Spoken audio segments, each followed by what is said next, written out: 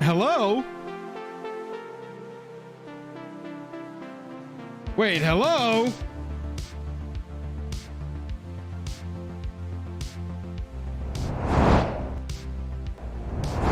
What's up?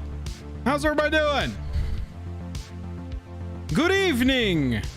And good evening. How's everybody doing? Seems like everybody in the country is either wet or hot. Which one are you?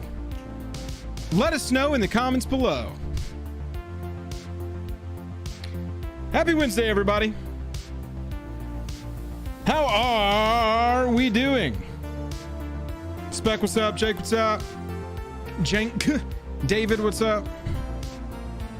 Jake should be joining us shortly. And then we'll get it rolling. Mirror Ashes, thank you for asking. Yes, I had an excellent vacation. My wife and my son and my mother and I went to the beach. Went to Florida. We were on the Gulf the week before all of this crazy stuff started happening. And ay, was it hot. It was so hot the entire time. Ridiculous. Oh, nice, Fulgore. Yeah, we were in Destin. Great beach, great sand, great water. Everything was about 10 degrees too hot. And I wanted to go to the beach. You know what I'm saying? That was the plan. Let me tell you, tonight's stream is sponsored by the MTG Summit. Anybody go to the MTG Summit last year? I think it was in November last year, Salt Lake City. This year it's at the end of October, and Jake and I are going to be there. They've sponsored tonight's stream. We'll talk about them a little bit more later, show you their website. If you are going to the MTG Summit, we'll see you there. And you should use code JJAM when you check out, buy your badges, code JJAM, to show them that our community's showing up in style. That's what we need. We're going to show up there. I heard that we're going to go for some late night bike rides. But yeah. Matt, the problem with the pool was that the pool felt like a hot tub. And so you couldn't even get into it. Was just, even the pool was ridiculous. And like a heated pool, ooh, choice. A heated pool that's like 95 degrees when it's like 102 outside. Not what you want to see.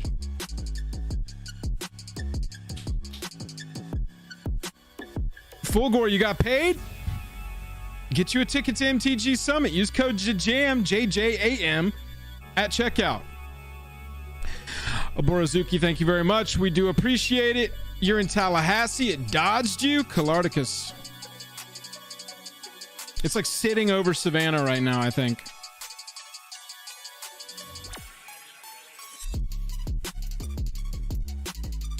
Late night bike rides. Did I see anyone famous in Destin? I don't think so. Only when I looked in a mirror.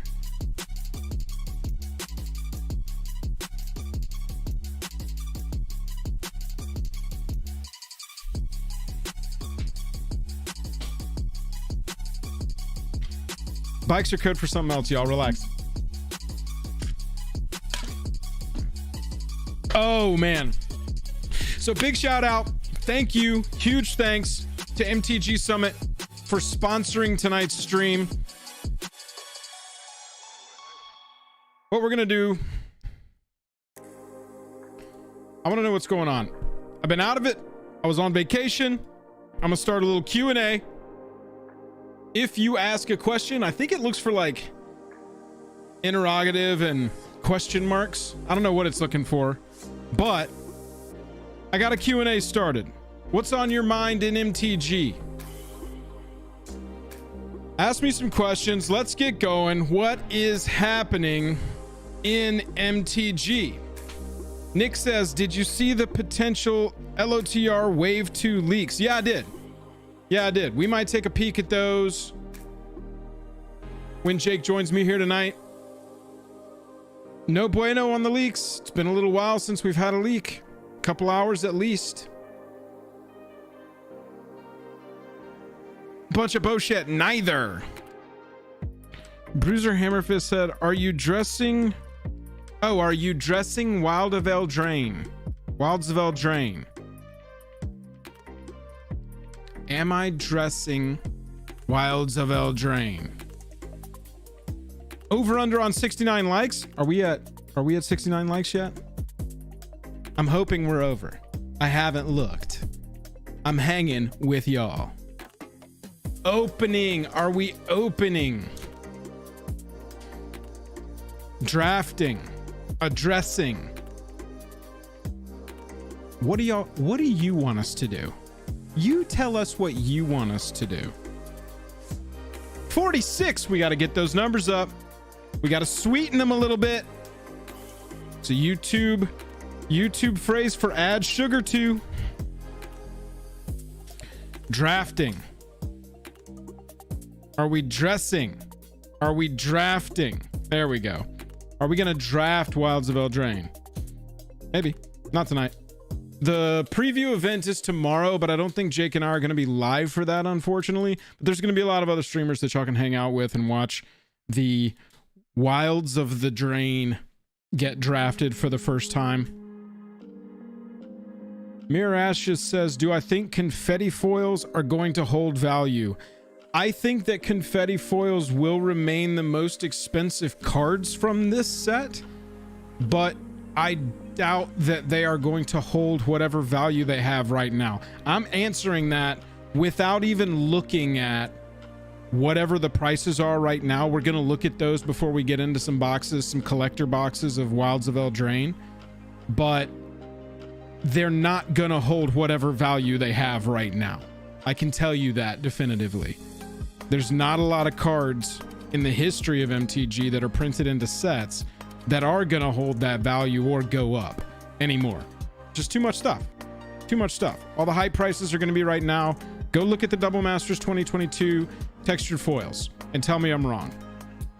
They won't be the price they are now. So if you mean hold value that way, no way.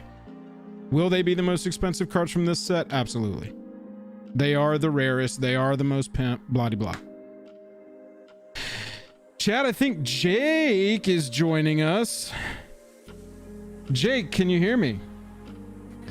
I can. Chat! Just have some sort of issue with my lights. I don't know what is going on. I do have my normal light on, or I don't have my key light for some reason, so I don't know what's going on with that.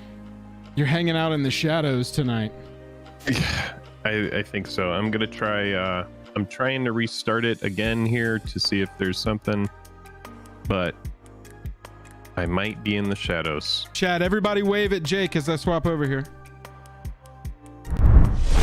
Might just be in the shadows this evening. Tell us, can you see Jake? Oh, there he is. There we go. And I've had this weird splitting headache today. How's everybody doing, man? Chat. Here we are. We are right in the middle of a little Q&A sesh. Oh, okay. Already talked briefly about how tonight's stream is sponsored by the Magic Summit. Make sure to use our code JJAM. Big thanks to our sponsor for the stream. Yes, and that is going to be a very fun time. You know, there's a lot of people that I'm sure you've talked about it then at this point. I'm sure a lot of people know about, you know, Vegas and some of these other big events, but this is going to be one to definitely not miss out on. No. It sounds like a good time. And when I heard about it from the horse's mouth, I got pretty hyped on it just hearing about it too. So, yeah, if you are interested, definitely check out Magic Summit. Owen Young said, what bangers from Wilds of Eldraine will get reprinted next set? Pretty much probably everything on the enchantments list. Everything that's on the Enchanting Tales will be reprinted again as a set within a set. No, I don't know. Everything's gonna get reprinted. Keto with the 10 says, I just want to acknowledge these 2 huge studs. Oh, hey. Nice. Oh, Keto with the 10er. Thank you. Thank you. Thank you very much, Keto. We do appreciate that. Does establish you as our brand new stream monarch. All hail. Crowns in chat. All hail the stream monarch. Keto. All hail. All hail. And Chicken Richard says, last year's summit was a blast. I can't wait for this year. Chicken Richard, good to see you. Moonshot says, Keto, are you doing drywall work? All hail.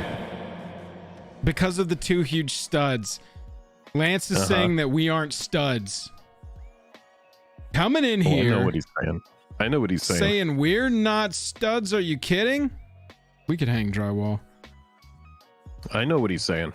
What's on everybody's mind in MTG? What's going on? Tonight, this is what we're going to do. Drop in chat what's on your mind in MTG. Me and Jake want to talk about it. We are going to check out 2 collector box openings from friend of the channel. Well, used to be friend of the channel. Ripping shit by Moonshot. Gonna have to take that blue wrench away. Oh, no longer a friend of the channel, huh? Not after he said we're not studs. You're out of here. Oh, no. If you know anything about me, all you got to do is play to my ego. That's it. Lance says, rest in peace. Just... Hey, you want to know something that's on my mind? Tell me I'm cute and talented, and I'll be your friend. Have you heard about World of Warcraft has done a hardcore mode where it's like you can play a character and it's all sanctioned by Blizzard. Yeah, like if it dies, Blizzard went in and was it like, deletes it. Yeah, it was like, all right, you guys want this degenerate way to play your game? All right, sure, we'll go in and do this. And so I heard about that. That was on my mind. That is the most intriguing thing I've heard about World of Warcraft in like the last 10 years is that they have a hardcore mode that now you can go back, play the OG game, and if your dude dies, it's dead. Your tune is just gone forever. So it's kind of cool. I've got a lot of new friends in chat. I do appreciate all this. Have we got to 69 likes yet? Can we start the stream? Stream isn't officially started. We're at 70 likes. We are. Oh my God. Yeah, Bob, it was good to see you, man. Jenk's doing it. That's funny. Jank is actually doing that right now, playing the hardcore mode. At 16, I'd say that's a pretty good way in. MTG Gaming, Bob, I think, as per usual, you and I fundamentally disagree on everything about Lorcana, but I did appreciate the discussion. I liked listening to y'all chat about it. But would it be us if we didn't disagree? Would it be us? Would it be us? Would it be us? I have heard him saying it, or covering it a lot. There has been a lot of Lorcana. I looked into it a little bit, and did you know that there's essentially no like instant speed stuff? Yes. It's like pretty much everything is sorcery speed. So there's that. Correct. which is kind of and don't counter that with, but they fixed the land system. No, they didn't. The land system of MTG is perfect. Leave it alone. No notes. It would be a completely different game if it did not have the land and resource system that it has. That's it. That is my opinion on that. Is that the land system in MTG makes it MTG. You can't fix it. It's shitty by design, and that's part of the game. Suck it. My take on it is, you have to have instant speed stuff. I think if everything is sorcery speed, like you have to have interaction, or else, one person is just going to be like, okay, you play solitaire on your turn, I'll play solitaire on my turn. What's like I'll Yu-Gi-Oh? I'll be on my phone while you play. And I mean, the meme about Yu-Gi-Oh is that whoever goes first wins. At the highest levels of competition, if you go first, you get to win. And there are games where you are just sitting there watching them Yu-Gi-Oh all over your face. Mm-hmm.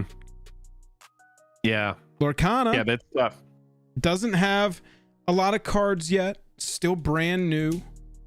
Most of the you know, deck builders that I respect that I've seen get into it and talk about it have just been like, I think it's sweet. It needs more sets. It needs more mechanics, because you just can't start off with this massively complex game like MTG. It ain't going to kill MTG. I'll tell you that.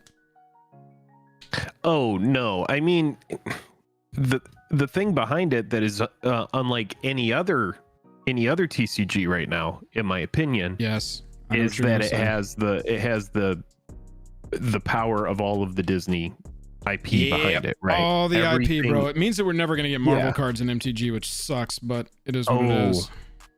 Yeah, that's interesting. If they're looking that far ahead and they're like, once we get out of these Disney characters, we can't wait to get into our catalog of Star Wars. And that's what I'm saying, man. You know, so I mean, that'll be it. But I kind of feel you. I feel you there. What has come and gone in the history of our channel, just since we've started, not all TCGs ever, but since we have started in the history of our channel? Yes. Definitely Keyforge has come and gone in a big way. In my opinion, I know that not in your opinion. In actuality, they lost the algorithm, Jake.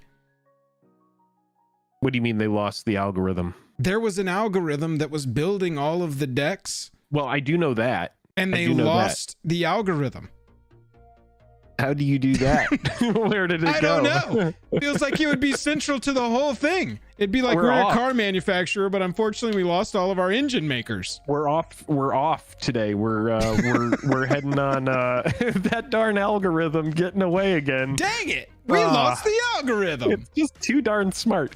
It's like in that movie Her, where Scarlett Johansson, who plays the AI, outgrows her. The Keyforge AI was just like, we're all leaving. I'm sorry.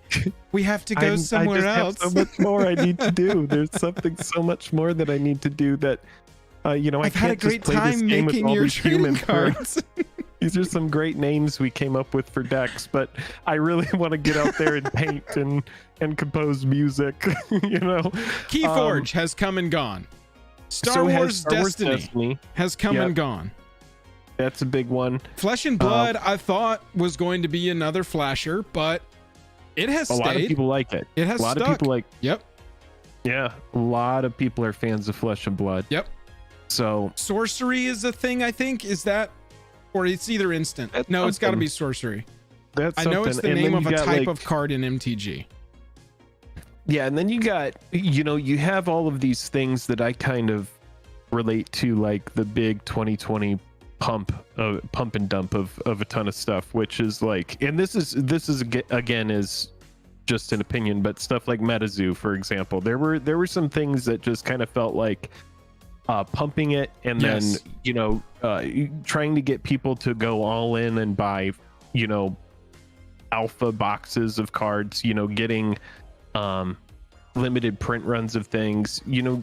I feel like there was a big part of like the last couple of years was like, come up with something and you get people to, oh, that was one that came and went, that one's a throwback, that one's, I just had this in a box in a random, like, you know, that equivalent of a junk box in your room. This was in the junk box. Look at this. We even bought the prize packs. Do you remember that when they released for this, they had like dungeons that you could do? Oh yeah. And they included prizes. Like I've got, there were cards that had little scratch offs on them where you could like redeem could scratch off like a code on the card and then get a mount in the game, or like a, this was my Timo Shade Step deck, Gnome Rogue. Or not just even a mount, but companion, like the little thing that follows you around like a little pet. Oh, yeah. Is it a pet? Is it a companion? Look at this. Yeah, I think it's a pet. You know, it's something. It's Core Houndtooth. This was one of the prizes from the like Malfurion, and it looks cool. Oh, it dude, just doesn't the have. game was, it doesn't the game have was that sweet. Same, it was it pretty doesn't fun. have that push behind it. You know, exactly. The people that are playing World of Warcraft aren't necessarily going to go buy a card game just because it's related to their game. I think that's what some of these big IPs don't really understand, is like, in order to disrupt, change games. Yeah, you got to get people to change games. You have to in some way disrupt. Oh man, you have to get people to change what they put on their shelves. Right, exactly. You gotta get them to like get rid of all of those cards that they've already accumulated. I think that's why a lot of these TCGs just throw in the towel. They go, look, MTG is doing it, we can try.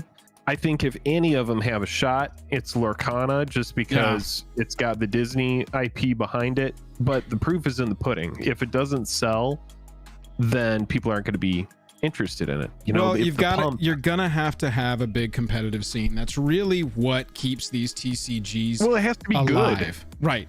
It has to be a good game, right? You know, but that breeds a strong competitive scene.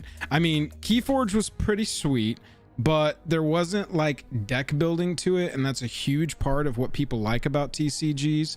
And there was too many little finicky little pieces you had to keep up with to keep the whole game running, and the competitive scene just didn't emerge. I think why with Keyforge, same with Destiny. I think that's what has kept Flesh and Blood at the front of everybody's mind, that and Rudy, is the fact that the tournament scene is alive and thriving apparently. And so Lorcana is going to have to bring that. And like you said, that is only built on top of a good game that people enjoy at high competition levels. So if it turns into coin flips, you know, Lorcana doesn't have a TV show like Yu-Gi-Oh to make that popular. So it's going to need to really be good at competitive levels to stick around. It has to be a good game. And it's going to have to be available or people are going to lose interest. And it's just going to be some like cash grab every time anybody gets it, and it's going to be completely inaccessible. It's like if I wanted to play some starter decks right now, how the hell do I even go about getting those? They're not available anywhere. All of the prices online are double and triple MSRP, because there is MSRP. You know, another game that had a big kind of coming and going of hype was the Digimon TCG revival. That was one too. There are people that still play it. Yeah. But some MTG creators I saw pivot into that for a while. I haven't seen what they're doing, if they're still doing that. Yeah, but like, Digimon, a lot of this stuff went through like a big pump and then, you know, the dump. You know, a lot of people are just trying to hunt for that thing to flip. Yeah. And they don't really care what it is. They're just like, oh, you know, let's take MetaZoo, for example. It's like some of those boxes went through incredible price adjustments, and those boxes became extremely, extremely expensive. Right. But then it's like, it ebbs and flows. It's like a new product will come out and people will be like, oh, there's going to be a first edition wave. You got to get that first edition wave. Buy the first edition boxes. You got to get the first edition box, because everybody, you know, it's like when you look at you know, a stock like Tesla or Nvidia, everybody's trying to be like, damn, why didn't I buy Nvidia shares at $10 a share? Right. Like, hindsight is 2020, right? You would sell a kidney, reverse mortgage your house if you could go back and buy Nvidia at $12 a share. You would sell everything that you possibly can and just dump everything you can into it. You know what you know now. So like, people now are trying to figure out, what can I dump money into in 2023 that in, you know, 5 or 10 years, but then they want it faster than that. They're like, I want my return like this year. I want to buy a box and I want to flip it for 10x that price right the moment I get it, just because of scarcity. And so a lot of that is kind of like, in a way, kind of seeing its way out, especially of Magic, in my opinion. And like, a lot of this stuff is kind of seeing its way out. Look at what's going on with this first big wave of Lorcana. Not only is it unavailable, but like Rip and Ship said, the boxes are basically searchable, because you can just get the packs out of the box and put packs back into the box without opening it up. You can also... I didn't even know that. I saw a TikTok of somebody weighing the foils. Are they like old? They're like old baseball boxes. I'm telling you, man. Like the box is just open and there's no cellophane on the box. How do I not know this? Hey, this DNR. Is like old baseball cards. Well, yeah, this I mean, is like old so baseball chat, cards. Full transparency, we sat and we talked for maybe like 10 or 15 minutes about doing a Lorcana segment tonight, and ended up deciding that we were not going to talk about Lorcana because fuck it, we talk about MTG. However, now we're talking about it. Yeah, so the boxes are able to be opened without... It's the whole rip tab thing. Nick's saying right there, rip tab at the bottom, no shrink wrap. And then you've also got Lecter's like, oops. Matt, I saw a TikTok. I've only seen it one time and I haven't seen anybody talk about it, but I saw a TikTok of someone weighing the regular card, the regular foil, and the enchanted foil. Is that what it's called, chat? The hot shit cards in that one. And it weighed significantly more. It was crazy. Now I gotta pull it up. I want to go Hang on. get something. I'll be right back. I want to grab something. Okay, that's fine. I'm gonna pull up TikTok real fast and see if I can just search Lorcana card weight and see if I can find what oh, here it is. Oh my gosh. Okay, chat, give me just a second. Let me fix this up.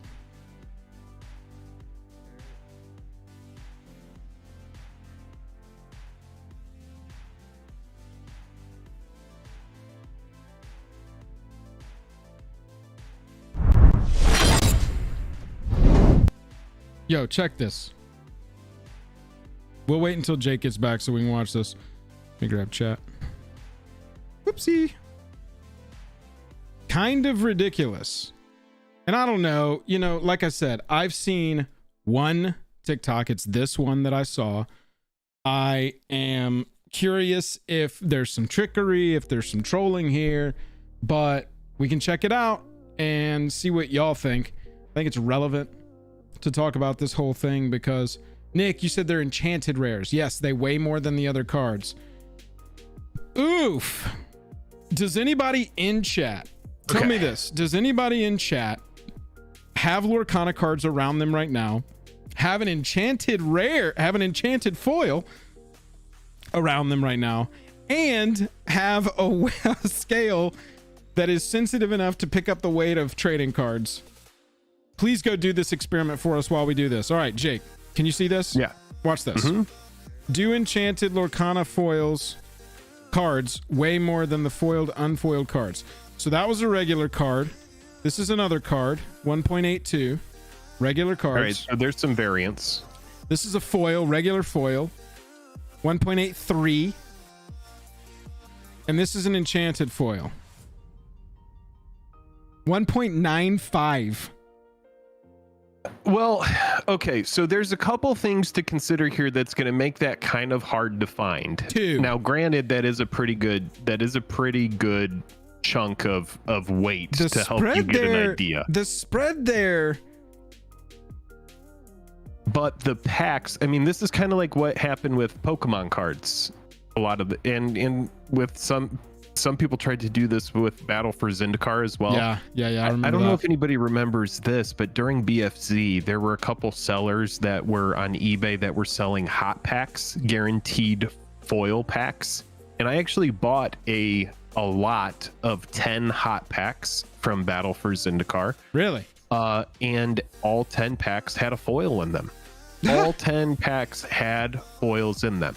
So obviously my thought process is, well, if they can predict where the foils are in here, then they probably know which packs have the expos, right? Because all of my packs had junk foils. I think there was like maybe one rare. It was like a Lumbering Falls or something like that. I had like one rare foil in all the packs, and then everything else was just trash.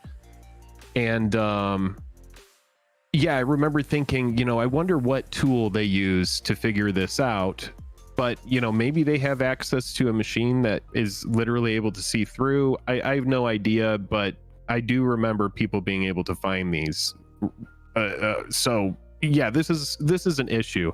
The things that I would say to consider are, you know, sometimes there's going to be a little bit of a difference in weight in cards based on the card stock or where it's printed, or like say you're weighing a pack, right? And the cellophane might be a little bit thicker on the top end or the bottom end of a pack. So you might get a little bit of extra weight there.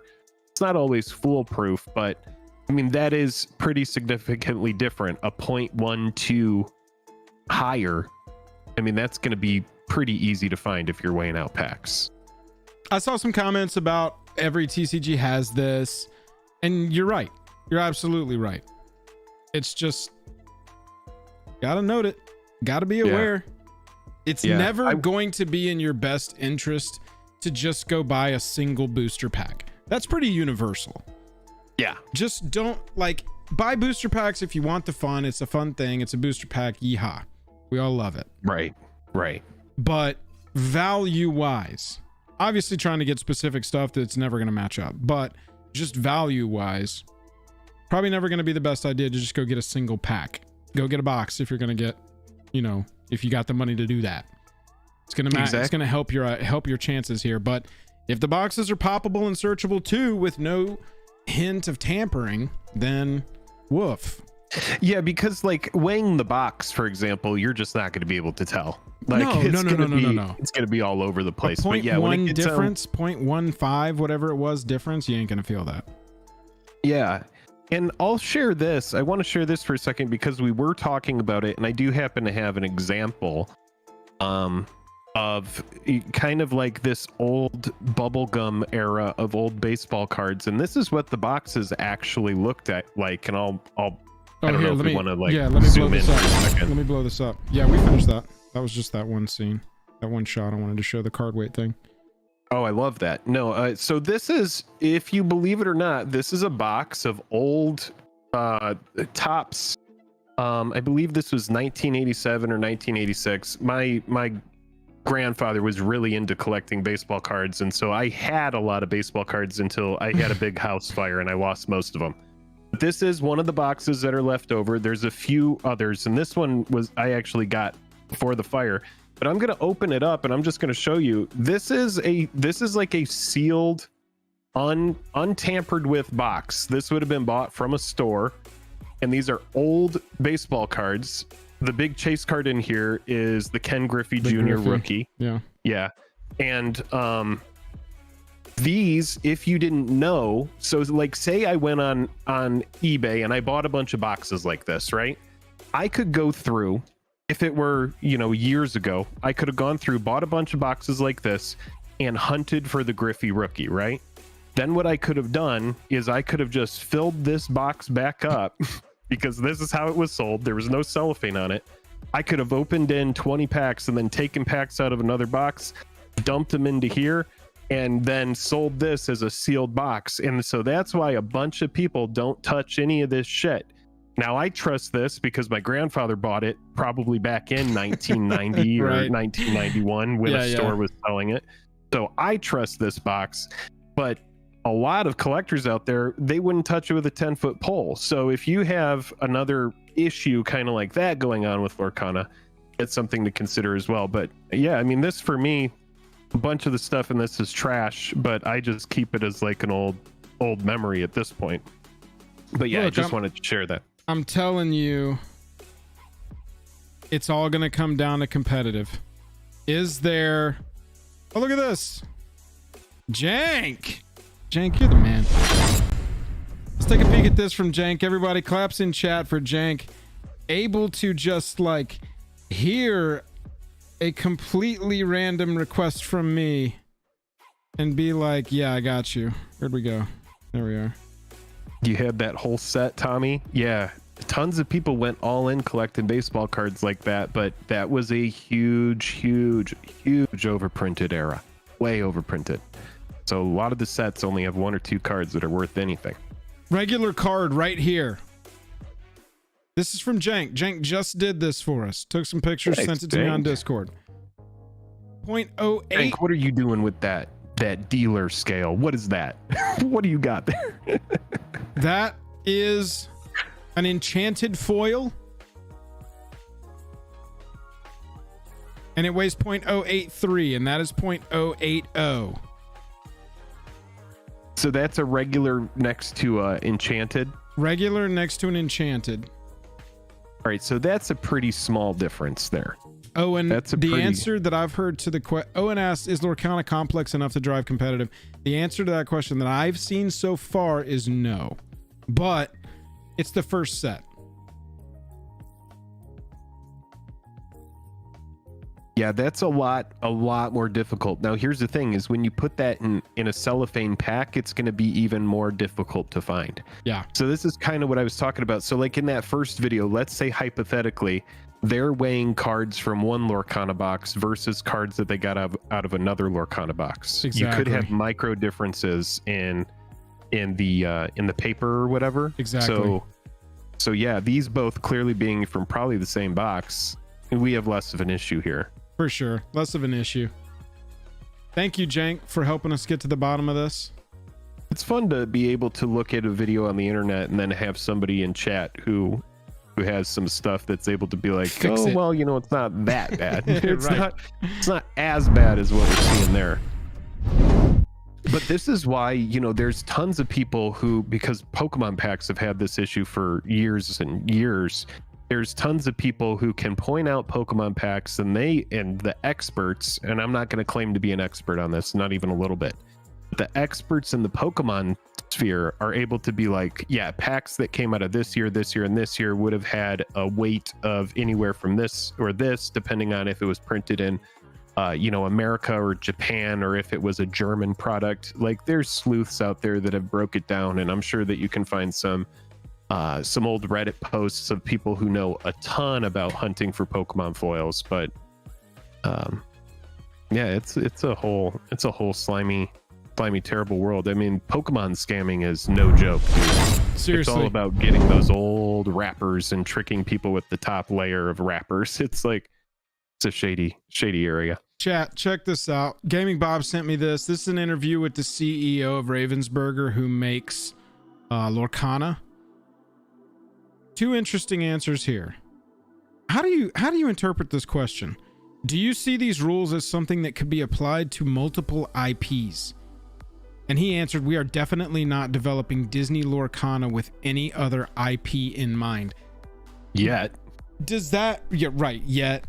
Yeah, they're not developing it with any other IP in mind. They're like, we didn't say we're not entering our second year with other IPs in mind. Right.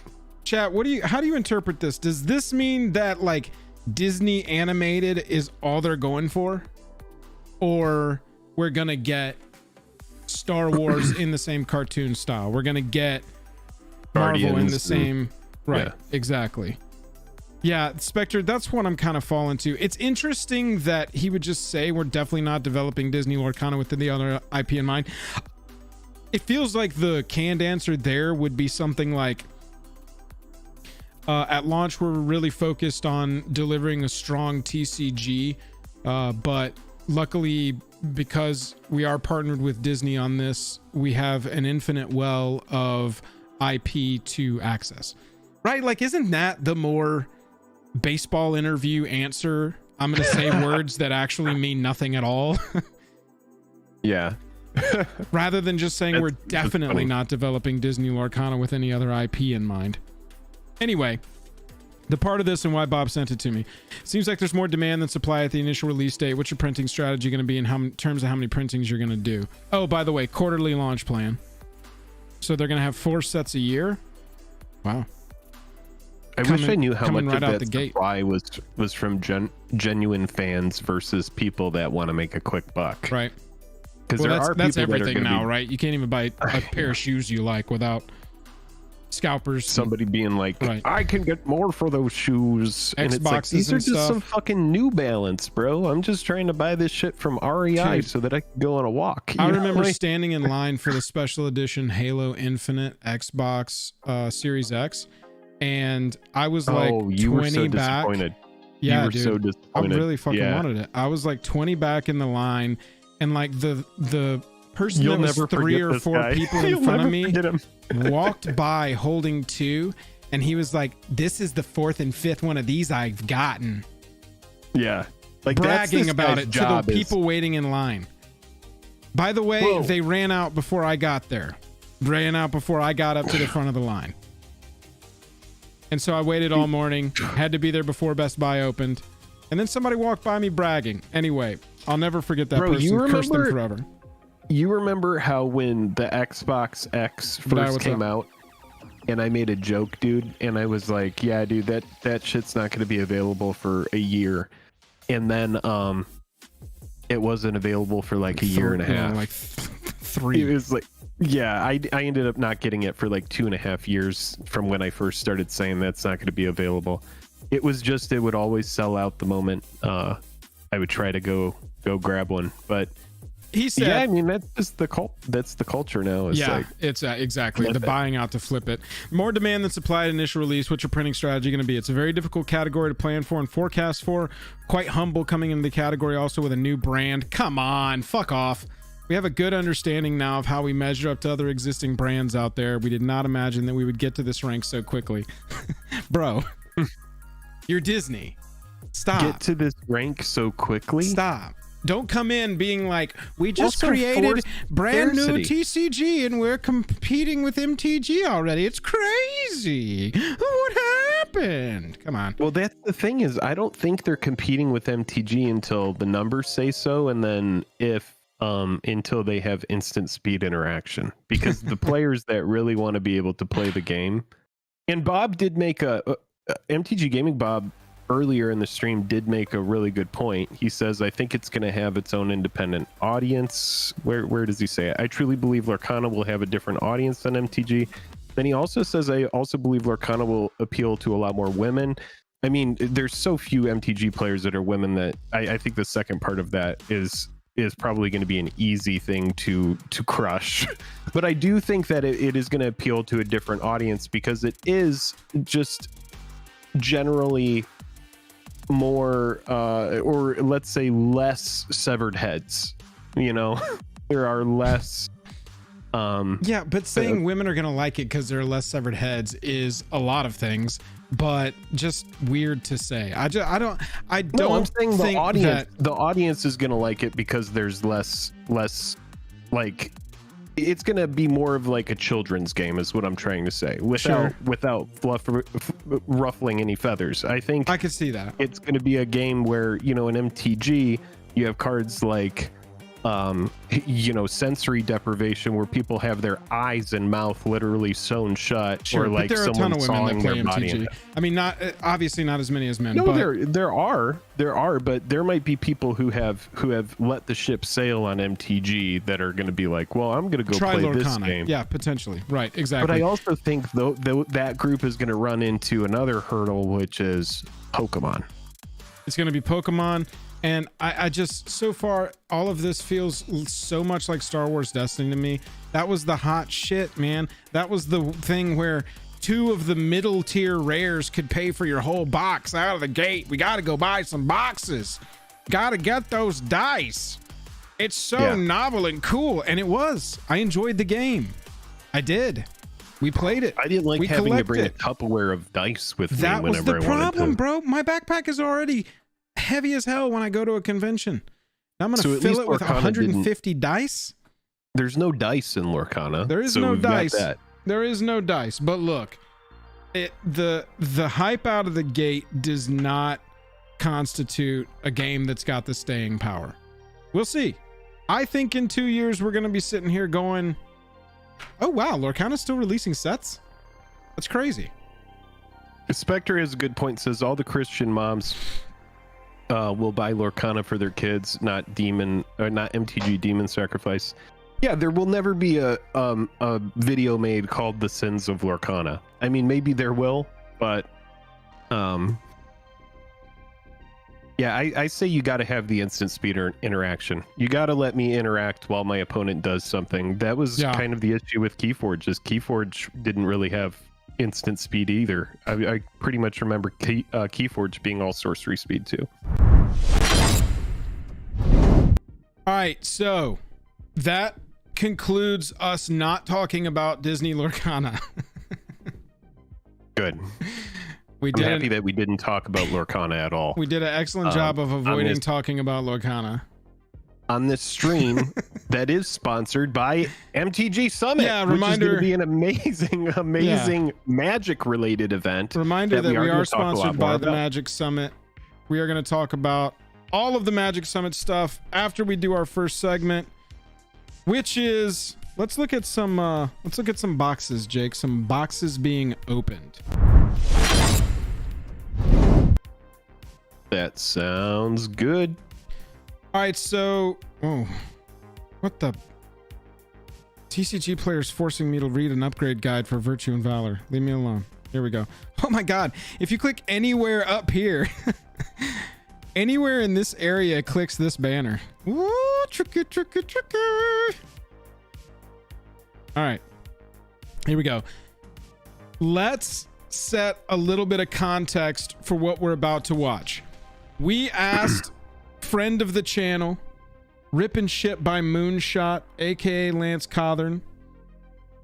Got a The link. most strapping, handsome young lad on YouTube, Biggest stud in MTG. doing all of his openings. He has the strongest hands next to veteran climber Alex Honnold from how many booster packs he has opened up. If you have heard of maybe Conrad Anchor, Chris Sharma, Alex Honnold, any of these amazing climbers, Lance's hands are about as strong as theirs. Oh my god, I So did it just again. keep that in mind. I did it again. I accidentally clicked the thing. That's okay. So yeah, friend of the channel, Rip and Ship by Moonshot, gave us permission to watch 2 of their openings from their channel. We've got one box that he described as representative of the set. And look, I trust Lance's like feeling on a set more than anybody. This dude opens up more MTG product than anybody I know, bar none. Bar none. So Yes. he said he described one of the videos as representative of the set, and he described one of the videos as a banger. So want to set the tone here, want to give a little context to the set. We're opening up 2 Wild of Eldraine collector booster boxes. Most expensive cards in the set right here in front of you, chat. Sorted price high to low singles. Obviously, Jake, what are we seeing here at first? The set within the set. Yes. Yeah. This is what I like about this product. I like that there's no serialized cards, and I do like the Japanese planeswalkers, or not planeswalkers, but cards with, you know, kind of like anime art. So I would say that's the big appeal here. There's going to be some that are highly desirable, and there's going to be some that aren't. I'm excited to see how many of those appear in the packs, because that's what I'm the most excited about, is the set that's within the set, which is kind of like the big push within a lot of these collector boosters, right? Just out of curiosity, I wanted to see what were the first cards that we saw that are in the main set that are not the set within the set. There's only 2 on page 1. So after this, we're at like $30 and less on as far as cards go, but extended Moonshaker and extended Beseech. So look for those tonight. Obviously, anything anime borderless, we're like, ping, thank you for the anime borderless. But here we go. Beseech the Mirror in its base copy. That price isn't going to hold. Wow. Sell this fast if you pull one, chat. Agatha Soul Cauldron. Samesies. Extended. So those are the ones, and then you see more of the anime borderless. You see Moonshaker again. You see the Corvold new card that wasn't available anywhere except for set and collector boosters, I believe. So that is basically like what we're looking at as far as hits go. So I knew that Soul Cauldron was going to be something. I knew it. You knew it. I didn't understand the card, but I knew I was looking at something good. Let's just say that. Looking at the card explains the card in this case. Yeah, looking at the card explains the card. Yeah, let's go ahead. Oh, look at that handsome gentleman right there that we were just talking about. You know what, Lance? Sorry, we're not going to actually. We're going to mute this. We're going to watch it on 2x. We're going to see what we got. So this is the one that Lance said is representative. 2x is a little quick. Yeah, let's go 1.5 is fine. Is representative of the set. This man already opens at the speed of sound because he has so many packs to open on. Look at those fingers have muscles. Each of his fingers has its own hand. One ab. There's one ab on each finger. Each finger has a set of abs, and each finger has its own fingers. Oh my God. That's what's crazy. Chat, I'm sorry. Yeah, right. Lance, look. I'm blocking your face, and I'm muting you. We love you. Go subscribe to Rip and Ship by Moonshot if you like to see cards opened en masse, and you like to see, and you want to purchase packs from Rip and Ship by Moonshot right there live. Early. That's another thing to say as well. Early is a big deal. Super all right, so early. these packs are front loaded. That's what I've noticed already. Yeah, so all the of business the good is stuff up there. is at the front. So he's already hit some interesting stuff right out of those first two.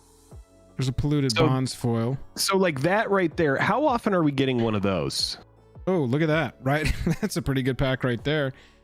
Yeah, it's a pretty good pack. Let me check this real fast. It looks like there's probably, God, look at that doubling season. It's the confetti foils. It's the That's what confetti people are paying foils, for. right? But look at the adjustment on confetti foil prices already. And I would compare this to, oh man, what is the set that we just saw come out that had the foil? Oh, Surge foils from Lord of the Rings that came out that were all extremely expensive right out the gate. These are already going through adjustments, so keep that in mind. I'm not going to sit here and crap all over this product, but I would say just, you know, if you're opening this for the sake of opening it and enjoying it, good.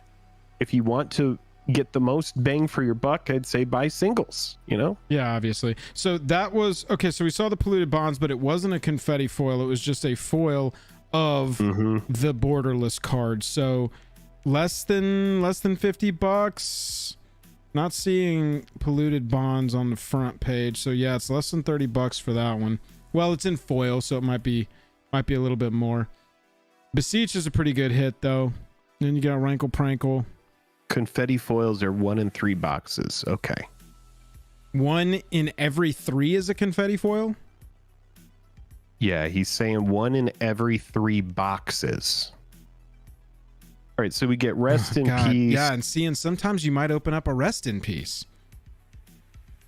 Luckily, this set is not like crazy overpriced. These are standard prices for collector booster packs. And so which it's is around $200 a box right now. It's a really, really good place to get these enchantments. In about 3 to 6 months, you're going to find some awesome prices on some of these awesome enchantments. Chad, I dropped a link to Rip and Ship there in the chat. Go drop a sub on Rip and Ship if you would. There are some really good... God, that's beautiful, though. Look at that card. Wow. Yeah, that and Aggravated Assault. So that slot has some really good... Like, there's about 4 rares per pack is what I'm seeing, which is pretty much run-of-the-mill. Got the Aggravated, then you've got the Storybook, you've got an Extended Art, and then you got your foil. So 5. Yeah. Extended Emma That's kind of like where we're at. That's why so much of the sets really just race to the bottom is there's so many different... Yes, I'm telling you. Yeah, the Anime Omniscience is cool. Intruder Alarm, Gumdrop Poise, so set rare in the set border. That's your commander slot. Commander, yep. Then another, and then your set rare and foil. Basic or base copy. I love that forest too, that full art forest. This is a shout out to Kirknall. What up, Kirknall? A Natural Growth. There's a Virtue in the... So this is a set rare in the set border. No, sorry, set mythic. In the set border. Non-foil. Commander card. Set foil rare. Got it. Now, there is some attractive stuff outside of those 5 because Spreading Seas got a reprint. We just saw Spreading Seas there. Ooh, look at that Waste Knot. It's so nice. Land Tax is a good 30. But we actually just had a video that is going to come out tomorrow, which is a video that is our favorite commander cards from this set. And there are some really good cards that are uncommon as well. One of our favorite artifacts came out in this set. Is a 2-drop artifact. I tweeted that card and said, is this low-key the best commander card in the set? It is. It just really is. It's just what is it? It costs 2, you pay 2 to tap it, and then you get a treasure cash and or you something loot. like that. Yeah. Oh wow, look at that just really Phyrexian good. Unlife art. I know that we've already seen all the arts, but it's different seeing them in these big muscly ab-filled hands. Phyrexian Unlife Phyrexian Unlife art in this set. Damn, Harry Conway, you didn't have to go that hard, but you did. It is the new Bankbuster Spectre. The fact that you're netting treasure on it and you get to loot and There's your Spreading Seas, Utopia. Wait, let me see that real fast. We kind of fly past it here because the fingers are just doing work. Spreading Seas, Utopia Sprawl. That's what I thought it was. So that's going to be... yeah, that's a good one too. Yeah, that's going to be one that is going to hold a strange amount of value. Like $2 or $3 is all I'm talking, but it's not going to be cheap. Actually, how much is Utopia Sprawl right now? Has no one got up there? Or is it the other one? Utopia Sprawl. Oh, Utopia Sprawl's like a $5 card. Yeah, dude. It's a modern card. Dissension, Masters 25, Forgotten Realms Commander, Wilds of Eldraine Commander, Secret It's Lair, only ever printed in and Enchanting let's say a Tales. set within a set Yeah. or a premium set. Hey, shout out Kirknall, by the way. I said that, yeah. Oh, I missed that. Kirknall's in this. I like that otter art. Garrick's Uprising. I think people are going to want that version of Garrick's as well. This is not what we want to watch. So for Best of me, the worst. like that box, you're getting a lot of staples. Yeah. I mean, there were a ton of good hits in there outside of just the set. So Wizards of the Coast is really finding their way. You know, one thing that we could do that would be a fun video that maybe we don't do on stream is like Eldraine Revisited, where it's like we talk about the first collector product that came out compared to where collector products are, and Wizards of the Coast has changed a lot of things at this point. Right. You know, they know, they really know what they want to do. In the first Eldraine set, I remember, and I'm sure many of you do, but those extended art foils, like Lance just went by there, that very first card, those extended art foils in the first Eldraine collector boxes, there were only like 2 or 3 a box, and they were all clumped together. And whenever Rudy would open one, I remember watching Rudy's openings, and he opened one card from one, and he was like, it's like the big white enchantment for knights or something. And I remember him freaking out, going $300 card, because Circle at of that Loyalty. time, Circle of Loyalty. Yeah. At that time, we only ever had the extended art box toppers from Ultimate Masters. So we thought those cards were like a big deal. Now they're just, you see, they put extended art cards all over the packs, just everywhere. Extended now is we the have the go-to set now. within a set. We have serialized cards. I mean, the collector pack has evolved. It's evolved in a big way. Oh, that. Okay. So Lance, what do you think of the confetti foils? Do they look good? That, I mean, let's get Lance's reaction to this. Yeah, I Can like we- that. Look at this. Don't need it, want. Like, yo, that is super hot right there. Don't Gotta need say. it, want it. Right. Exactly. That's how I feel. They don't shimmer as much as I thought they would, but they do look pretty sweet. The question is, how much light do you have and how does it look in a sleeve? Have you put it in a sleeve, Rip and Ship? With the Greater Automancy behind it. Ooh, Wow. fun pack. Nice. Yeah, real nice pack. Extended Mythic. Utopia Sprawl and Foil. Not bad. Edward Davidson. Edward with 29 months. 29 Gee. months, Ed. You rock, dude. You are seriously crazy. You've had our anthem for 29 months. Do you feel indestructible, vigilant, like you can fly, like you have first strike, and like you have haste? Let chat know. And chat, if you want our anthem, click that join button down below the video. Get y'all our emotes. We got Extended Lord Skitter. Edward Prismatic says, Omen. anything not older reserve list is a risk. It is riskier than... Yeah, it is less risky than newer stuff. Yes, I would agree. But the it's more rolling. expensive. You're like... It's like buying good stocks versus the penny stocks. Now, I'm not saying that... I mean, one thing to keep in mind with all this shit, the way that I feel about it is... These specific versions are specific to the sets. I don't know where it's going to be in many years. Hard to tell. Mateus said confetti foils is such a dumb name. Look at that, by the way. I love this band card. Mateus said confetti foils is such a dumb name. Yeah, I have to agree with you, but I can't really. I've thought about like what would I have called it.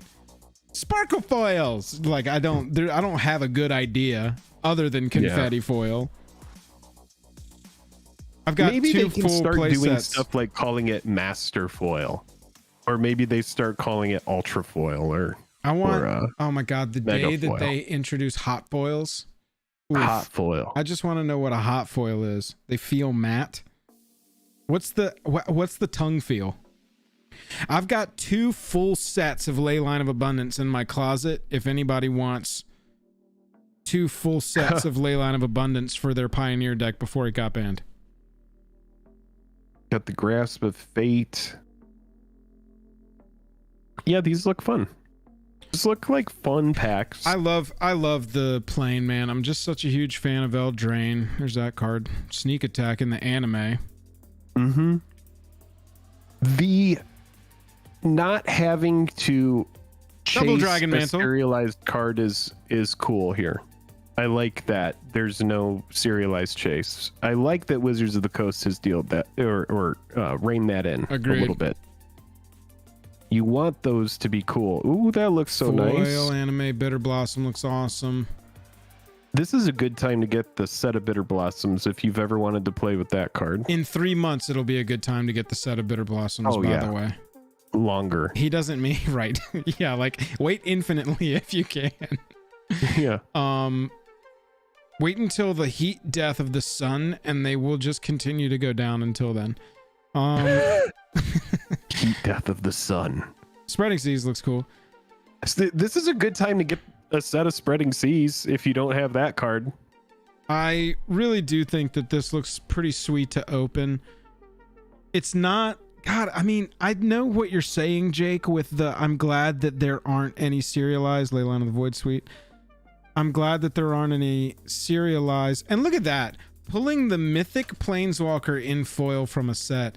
God, how times have changed. I'm going to have my old man yells at cloud moment for a second. Shit, dude. That used to be the shit. It's still cool. It pulling looks the nice, Mythic Walker of the set. And I'm not throwing shade on Lance here, but just watch this. This is how we treat foil Mythic Walkers now. Okay, cool. Moving on. Yep, there it goes. Into the pile. Like, oh yeah, look at that. Now, you do have to keep in mind, Lance would need to open a solid gold card in order to be like really, really taken aback. He's opened everything at this point. We stopped on the Rhystic Study. I thought we stopped at the appropriate place. We stopped more for the alternate Ashiok. Yeah. I mean, the box itself was kick-ass. You were not making stuff up when you said that it was a bomb box. Yeah, there is some good stuff there. There is some good stuff in there. That's obviously hit of the set. I mean, hit of the box. It's the second best card in the set. That is a $328 card currently that we're looking at. And I mean, look at the chart on this, Jake. The hype chart. It is the hype chart, but typically it's inverted, like Tom Cruise in Top Gun. Typically, this is inverted from the beginning. Well, wait for it. Yeah, we got to wait for the set to come out too, because you need those copies out in the wild. Yeah, for sure. But yeah, the product really does look fun. I like that there's, it does kind of remind me a little bit of Japanese War of the Spark, where we're searching for the alternate art cards. So that's kind of fun too. Let us know what y'all think about opening up Wilds of Eldraine. I know that it hasn't hit the streets yet, but once you get the opportunity to take it to the streets, let us know how good of a time you're having cracking packs of this. Love a set within a set, dude. Love a set within a set. I do too. Like the Strixhaven Mystical Archive.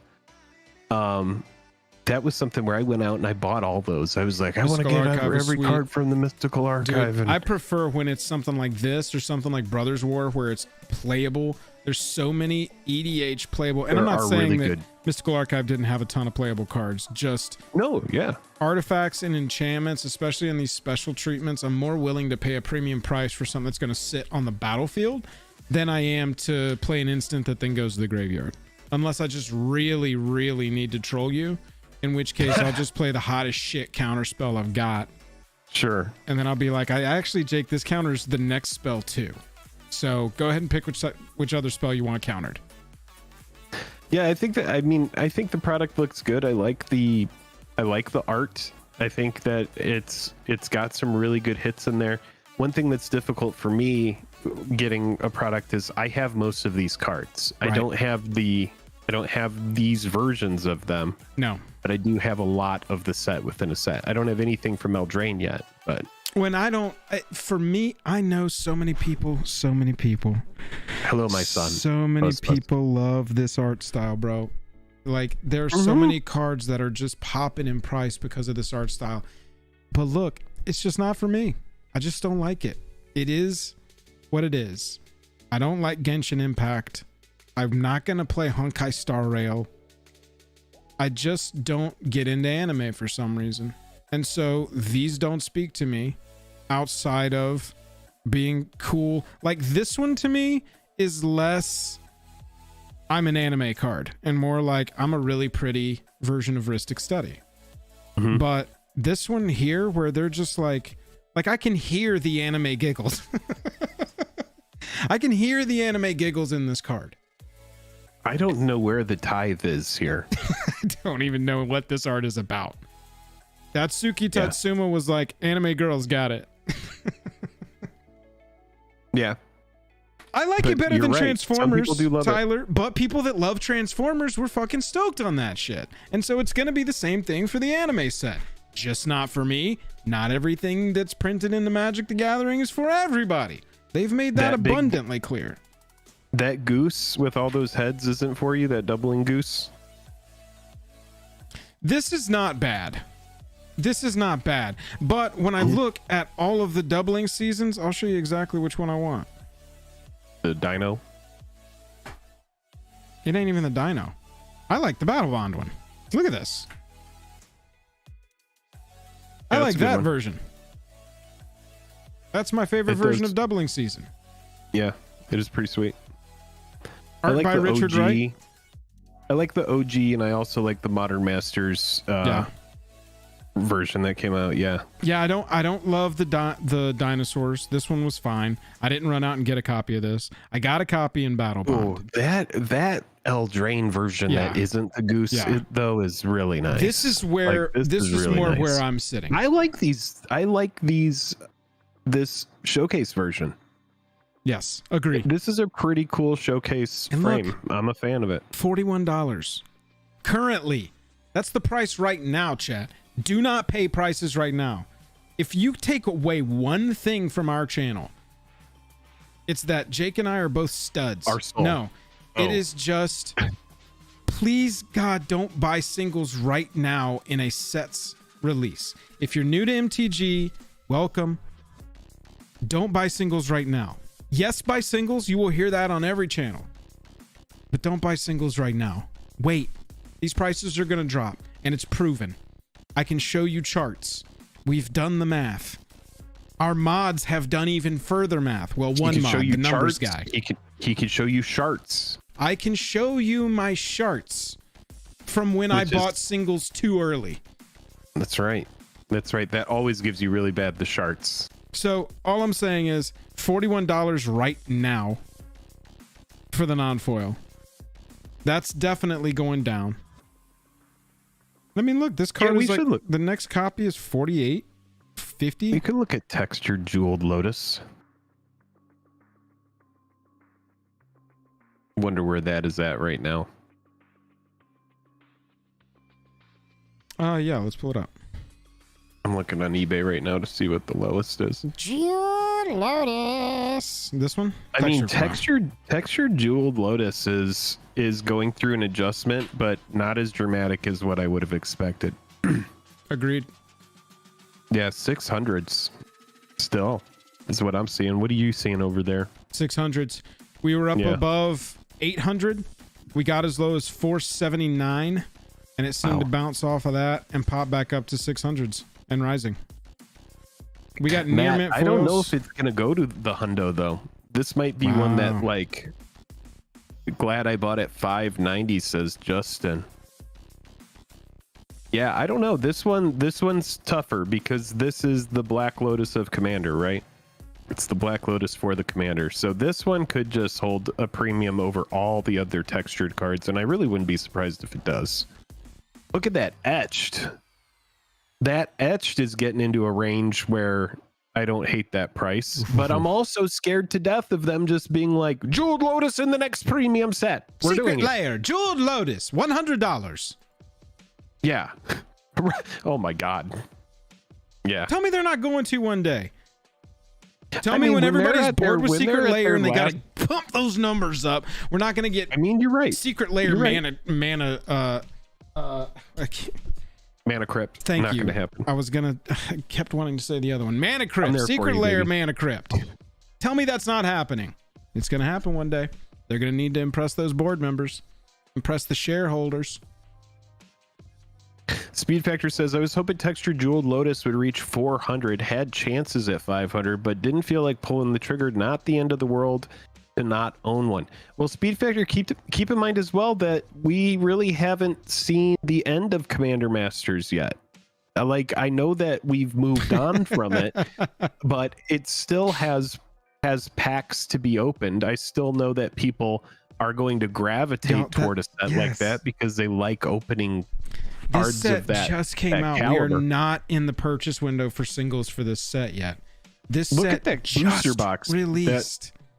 That collector box, big adjustment, dude. Down to 160. Talk about it. That was as high as like 240s. And then when people saw no serialized cards, look at what it did. Oh my goodness gracious. I was way more right than I expected to be on that. Oh God, look at this slip and slide. You're gonna have fun time at a water park. Yeah. That's actually getting down into not a bad range. That's what I'm saying. Yeah, this is actually, now I'm kind of like, It's like close, right? It's getting close. 40 a pack is still expensive, but it's better than 60 a pack. We're getting there. If this got down to like 30 or 35 a pack, I think it's like, I don't think it'll ever get down there, but I'm loving the draft booster box at 200. That's actually something that's very interesting because I think that all in all, and we'll know, Jake, and this is me telling you this for the first time, but I read it today. They are going to put Commander Masters on MTGO, but it's in like the coming months. They're working on it right now. So we will be able to play this limited format, and we should, but it ain't going to be right now. From everything I've heard is that it's fun. Coordinate that with the release of the set. If they had come out at the same time. What a concept, right? What an idea. We're going to have Commander Masters on MitGo ready to go when the set comes out. No one over at MitGo works. What do those people do? They transferred it over to, it's not MitGo anymore. It's Daybreak. No, I know. It's they've been doing a lot of good work out over there. Actually, I would say that they've been really kicking Daybreak? ass. Yeah, I'm glad that they've really improved like the client and the ecosystem and have events and have promos and have like special stuff. That's all specific to MTGO now. They just revived wrong. Well, they just revived their modern league. Yeah, I don't know. It's just, bro, it's going to come down to the fact that they're understaffed. I bet that MTGO compared to Arena, as far as the numbers either one does, it's just laughable compared to Arena. And so it just doesn't get the resources. It doesn't get the brains and bodies to get in there, and they don't have enough people probably. Would be my guess. Yeah. Look at this borderless demonic tutor. Poor MitGo. Poor MitGo. $40 for the $40 for the non-foil. It ain't time yet to pick up these singles though, chat. I'm telling you. I'd wait. I had an unbeatable deal on the Demonic Tutor from Strixhaven, and I couldn't resist it. It was for $50, and so I was like, well, that's what I was in the range for on that card. And so I do love those different Demonic Tutors, but that's kind of like what I was saying a minute ago, which was, you know, when you already have all the cards, that's more difficult too, to jump in on a product being like, well, I'm gonna just buy it because I want more pimp versions of cards that I already have. Exactly. It's the same, dude. I feel exactly that way with Rhystic Study, because I already had this copy, right? Sorry, this copy. I got this copy. Okay. Wanted this copy, never got it. Got this copy in a secret lair. Right. So now I have 2 copies. Yes, this looks awesome. Yes, this looks pretty cool. Yes, this looks like garbage. But I don't. Do I want a third one? Do I need a third one? Want, not need. Probably more like it. And so your point is super valid, man. I've got them. I've got them in multiples. That's where I was with the etched Demonic Tutor, the alternate art. Right. I was like, you know, this is a card that's beautiful. It will pimp out Karavik. It's going to go into Karavik because it's just such a gorgeous card. But it's like, for me, if I am going to pay cash for a card, it has to be for a pretty significant discount these days. Like I really am just not paying full price for cards. I'm like, you know, I have to think about budget. You know, budget is very important. And so for MTG, I'm just kind of at this point where I'm like, I'm going to set aside the budget that I want. I'm going to pick the cards that I want. I'll buy something from 3 or 4 years ago if I want to, if it's at a good price. Yeah. So Wilds of Eldraine collector booster boxes. Y'all wait to pick up these singles, obviously, but it's really fun to watch them getting open now. Looks like fun packs to open, especially if you don't have any of these enchantments. Like, it's going to provide you the best possible time in 6 weeks to Infinite to purchase these at a nice, affordable price. And it's offering 2 different versions. The like Eldraine art, fairy tale art version, and the anime version. So it's 2 new versions right out of the gate. Two very different versions, which is cool too.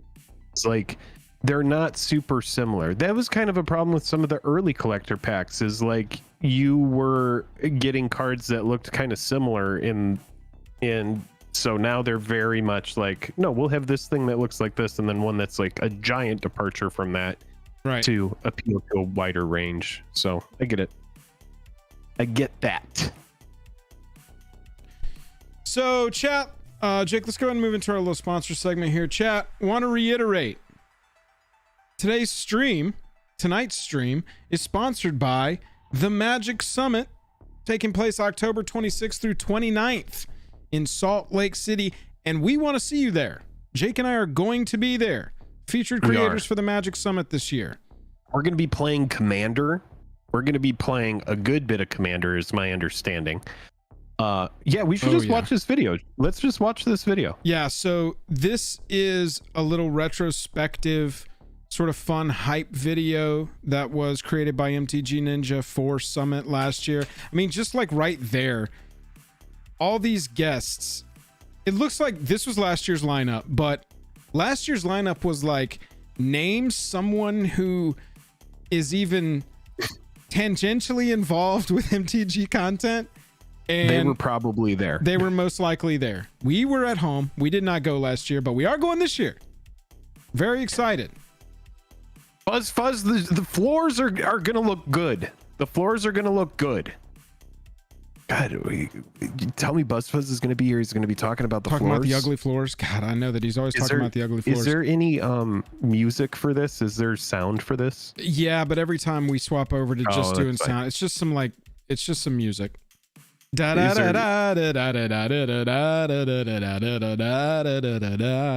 like that Professor always likes to do things with his hands. He's got his hands out. So as you can see, if you have been to like Grand Prix of the past, there's Brandon Sanderson, who I called Brian Sanderson in a video earlier. That was Howard Lyon.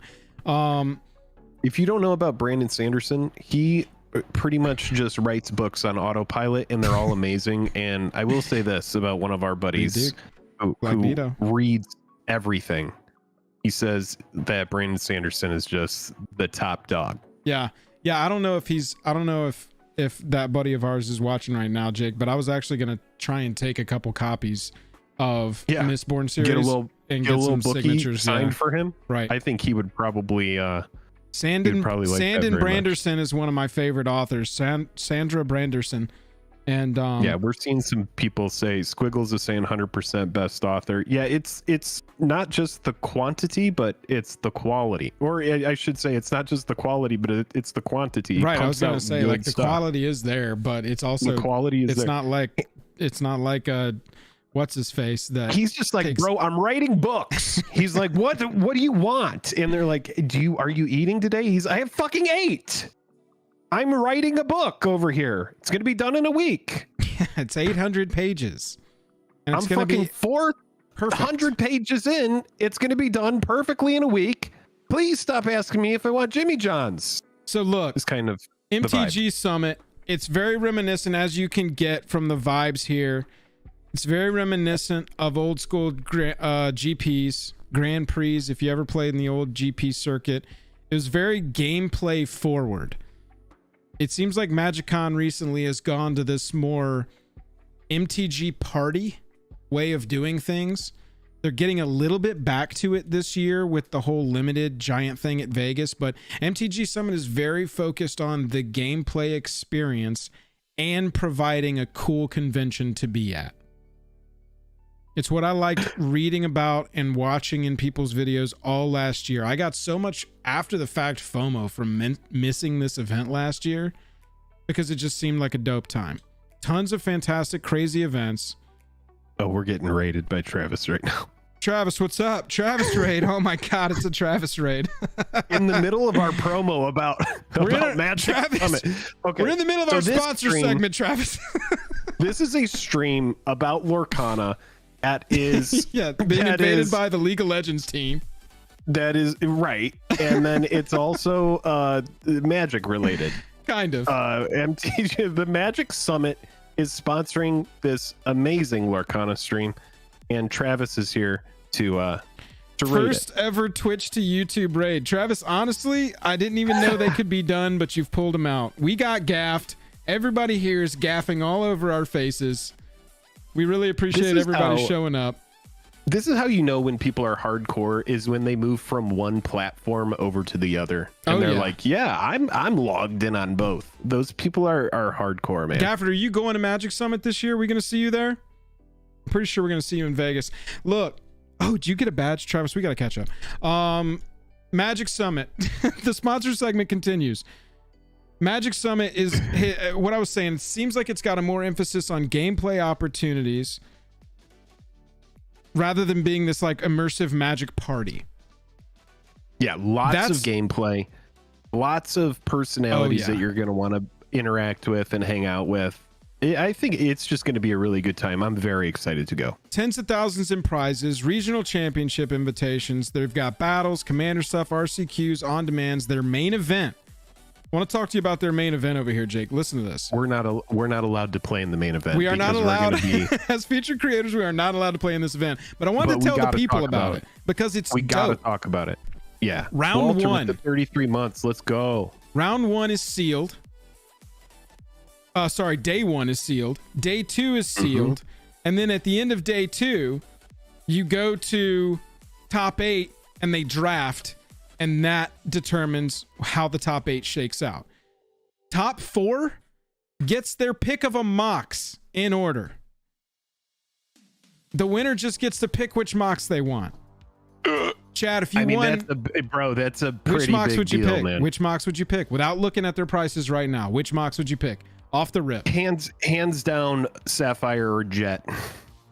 It would be very difficult for me to not take the Sapphire just because I know what blue is. Forgetting everything I know about Magic, right. I would probably take Sapphire or Jet. So if you won, you would just get to pick Ruby.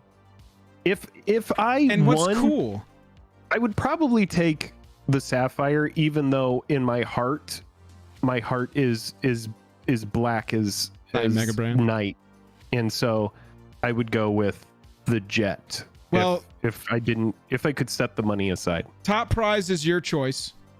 2 through 4 also get their pick of the remainings. And then there's top 64 are all sharing in the 80,000 prize ticket payout. I'm telling you, their main event looks super cool. Plus, it's an RCQ. Heyo. Cabal of Coca-Cola coming through with the 50 SEK. Cabal of Coca-Cola said Gaff Gang represent. Really appreciate that.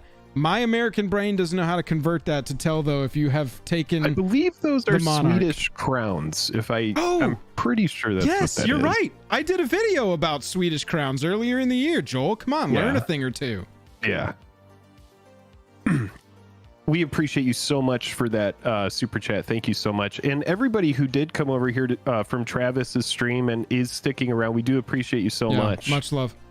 Much love. Hit that like, hit that subscribe. It's about $4.50. Nice. Well, you're not taking Stream Monarch, but thank you. We do appreciate you, though. We do appreciate you very much for that. Thank you for the raid, Travis. There, you and get a little Monarch shout out.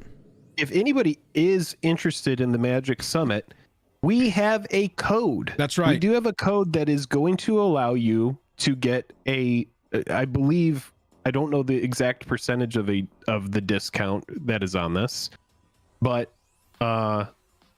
there is a discount that comes from using our Jam code. And no discount with our code. Oh, there isn't. Discount with our code. There is going to be a giveaway for badge holders eventually. Got it. Rumored that is going to be another Mox as a giveaway. Oh, Travis, stealing the Monarch, sneaking up. Okay. Sneaking up behind the current Don't listen Monarch. to me about that. Don't listen to me about that. Keto, you've been snuck up behind and you have been stabbed in the back with a knife by everyone's favorite League of Legends commentator / content creator. Keto, you just got gaffed. Making me want to go to Summit. You know, we should give away. I want to give away this. I want to give away this book from Walter. While we have Walter hanging out. Walter just took the knife out of Travis's back, out of his own back, stuck there by Travis, stuck it back into Travis. Travis, you just got gaffed. Are they dueling over Monarch right now? Yes, dude. And I'm in Echo. Oh wait, no, it was Keto. That was Walter. I'm on a different planet right now. I'm still in Disney Lorcana. Never mind. Thank you for the $2 super chat. Talking about Walter. Lorcana, especially during the Magic Summit promo. 130 SEK is now coming through. I got a SEK to USD. I'm doing this. I just looked it up. It's like 0.09, I believe. We just got another 130. We got okay. That's another $12. All right, now is the stream Cabal Monarch. of Coca-Cola. All hail is going to be okay. So this is from Walter, and we talked about this in the last stream. I have one that is open that is for me. This is mine, but this is volume 1 of, I guess it's called Boom. Who is behind the attacks on 3 of Ravnica's planeswalkers across the vast multiverse? Those gifted with a spark can tap into the raw power of magic and travel across realms. They are planeswalkers and they are being targeted. Okay, so this is kind of like a compendium of some different, what kind of looks like a really fun Magic graphic novel. I haven't had a chance to read it yet, but Walter, who you see in chat here, has been super supportive, sent an extra copy, and this one is sealed up. And why don't we send this out to somebody? I'm going to send it out to someone. Can we finish the sponsor segment before we pivot into another giveaway or something else? Yeah, I'm sorry. I apologize. Magic Summit, October 26th through 29. If you type, will somebody do me a favor and type !Summit in chat? That is going to drop a link right to the badge purchasing page. You will go there. You will pick up, here we go, Summit Pass. This gets you there all 3 days. You don't have to do anything else. $30, 3-day Summit Pass. You get in all 3 days for just $30. Use our code JJAM when you check out. Give us some love. And the rumor is that it's going to enter you to win a Mox. That's a rumor. Don't quote me on that. That's going to be the Summit Pass. We've also got, look at this, the Mox Mystery main event. You buy your way into that. We got on-demand events. Commander 3-day pass, $150. You're getting unlimited Commander pods, creating queued all weekend, custom Commander playmat, and 20 Command Zone vouchers. Good for some games over there. The VIP pack, y'all, if you want to go crazy, $500. Carlos is our contact over at Magic Summit. That's MTG Kingdoms. And Carlos has just been gushing about how proud of their VIP package they are. And I mean, when you look at all the perks, Thursday access, Thursday night battle event that gives you 2 buys to the main event, dinner and entertainment Thursday, hour early access Friday, Saturday, Sunday, drafts with pros and special guests, creator clash experience with special guests. And I'm telling you, pre-con included, I'm telling you that this is happening because we are required to be there. We are going to be playing in this creator clash experience. We're all going to get a pre-con and we're going to play some Commander competitively. Jake's going to encourage everyone to kill me first. I will. But we're going to have a blast. I will kill Joel first myself if I have to.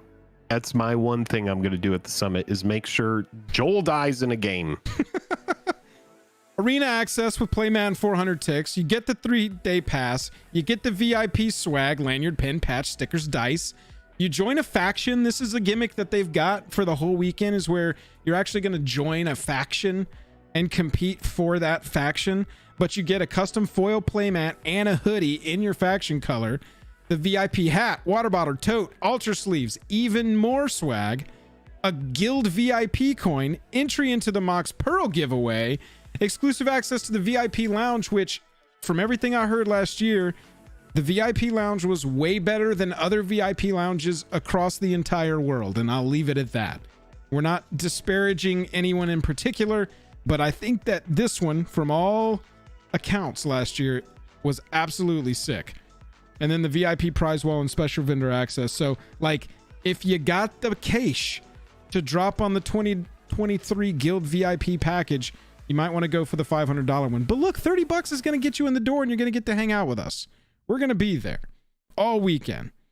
Make sure that you click on that link, !summit in chat. Make sure you use our code JJAM. If you already bought badges to Magic Summit, email the customer service and say, I want JJAM retroactively applied to my order, please. And see what they'll do. I don't even know if they'll do that. Carlos is watching right now going, Joel, what the hell are you doing?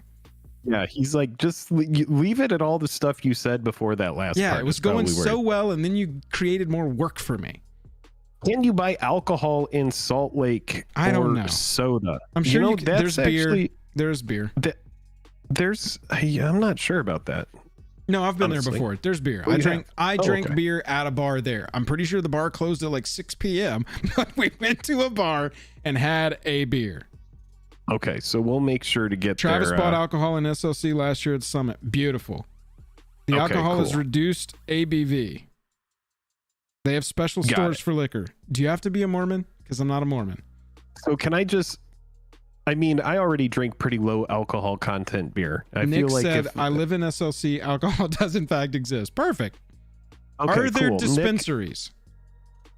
Nick, are you going to Magic Summit? You live there. Look, let's see here. If you're getting a ticket, please use our code. I want to show the Magic Summit team that the JJAM community can get out and represent Magic Summit. If you want to go.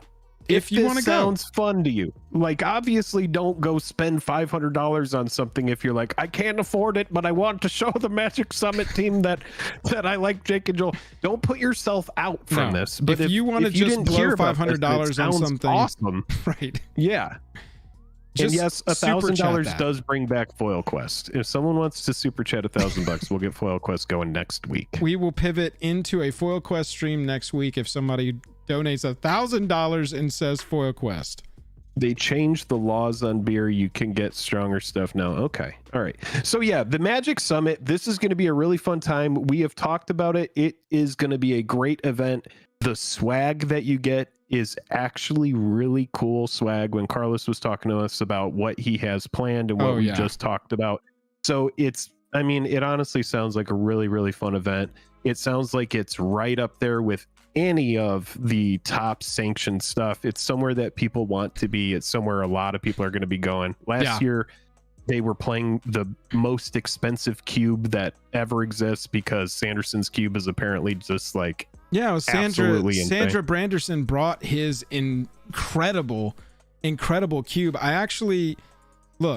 I got a lot of info for Reed Duke Summit experience. I read an article. Here we go. My experience at the MTG Summit. Reed Duke wrote this from his experience last year. As you can see, that is him right there. And look at this cube. This was his pictures. He's got like Time Walk. You can see all of these dual lands. He was talking about, he played, oh, that was the main event. Here was cube again.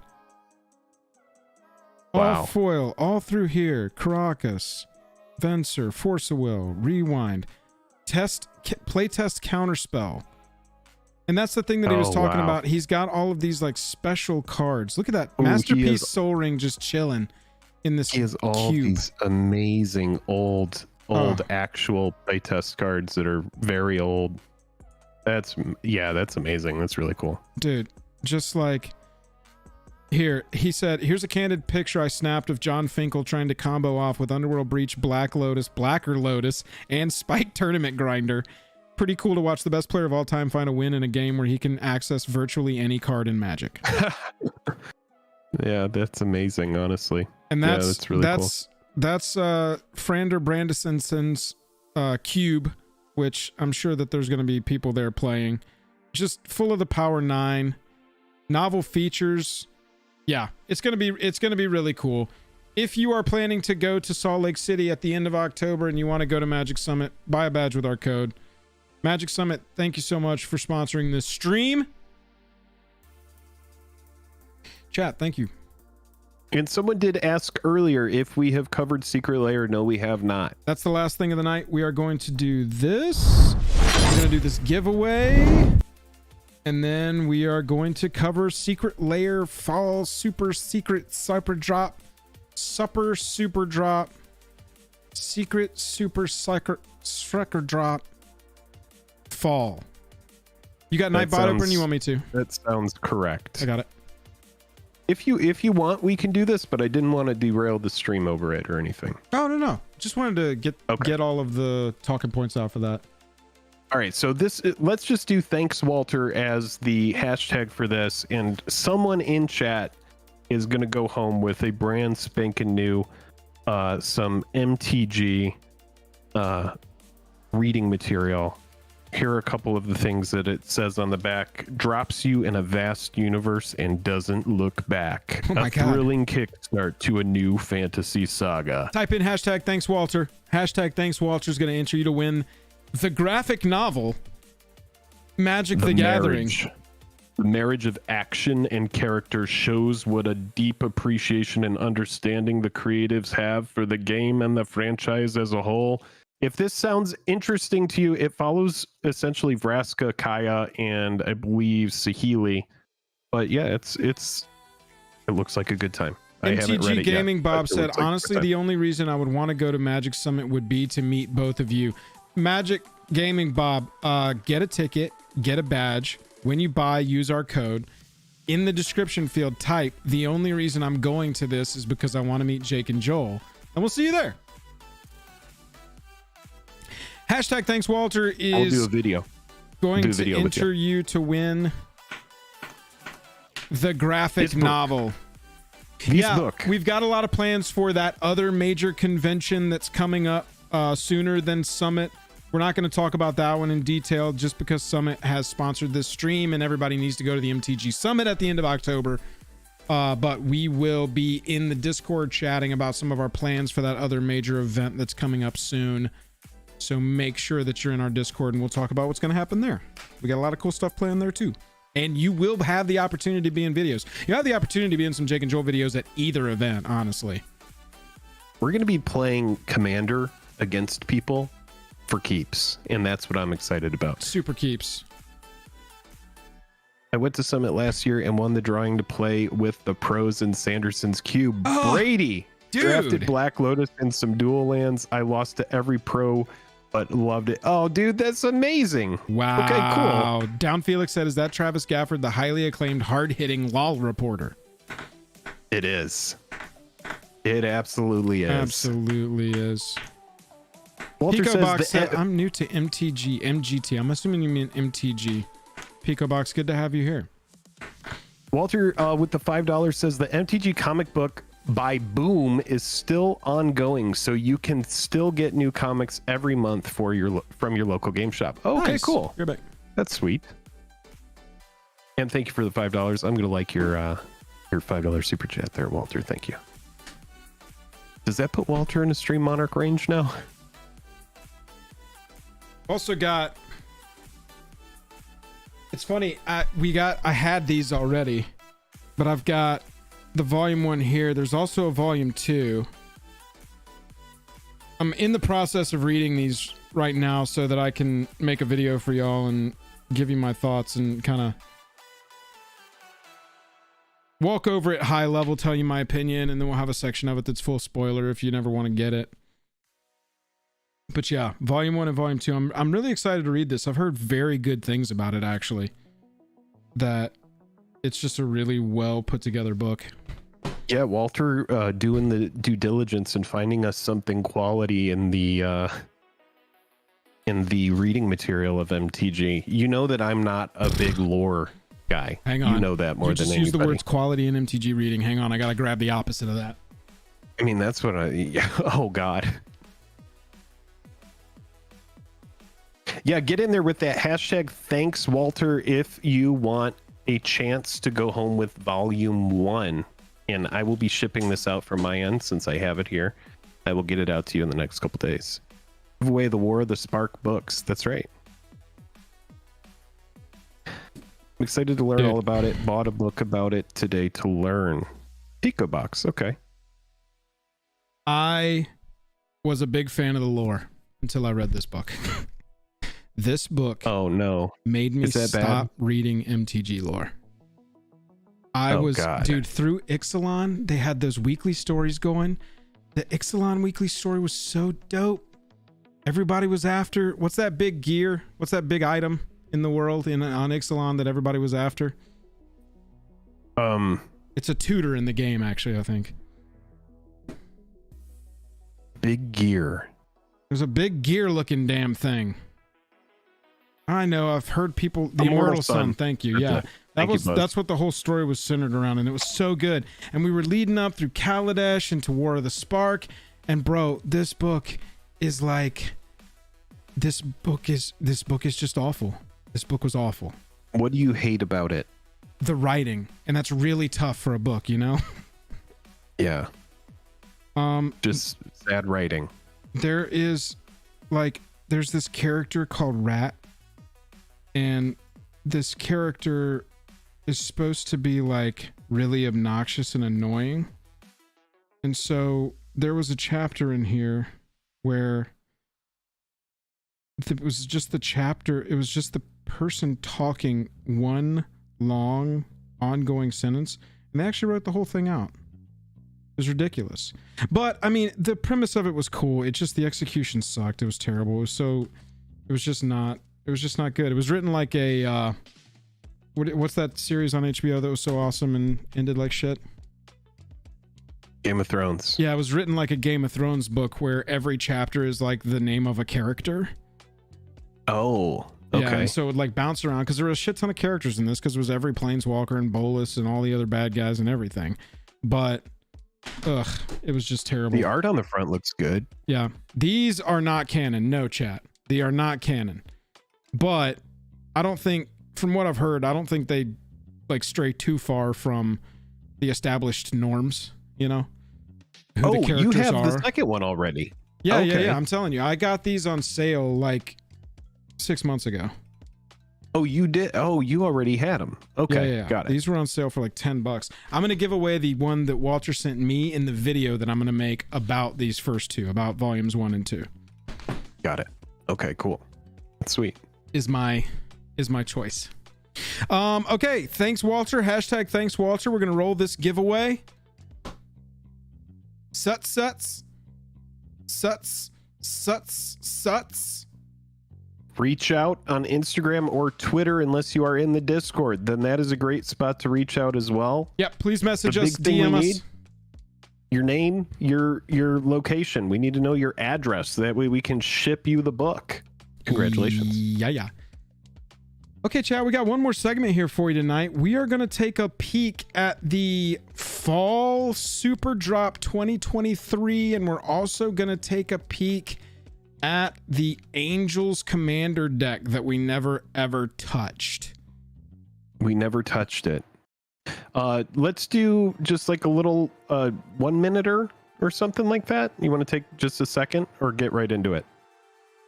No, I guess we could just get into it. Okay. All right, give me just a moment, please. Absolutely. Just gonna get some more water here. Oh, and did you get who got the Angels deck? That's a good one. Here we go. Let me start a poll here. I want to see how many people hanging out actually bought that Angels deck already. Mirror Ashes, yours came with two Gisellas. That's kind of hilarious. That's actually kind of hilarious. Travis got it. Owen got it. TKC got it.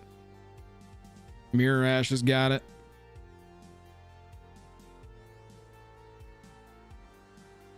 What happened here? What a disappointment.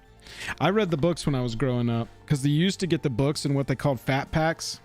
Can't call them fat packs anymore. We might offend the fatties. But they used to come with the novels in it. And I would get those, read the novel as a kid. They also had the visual spoiler before there was internet.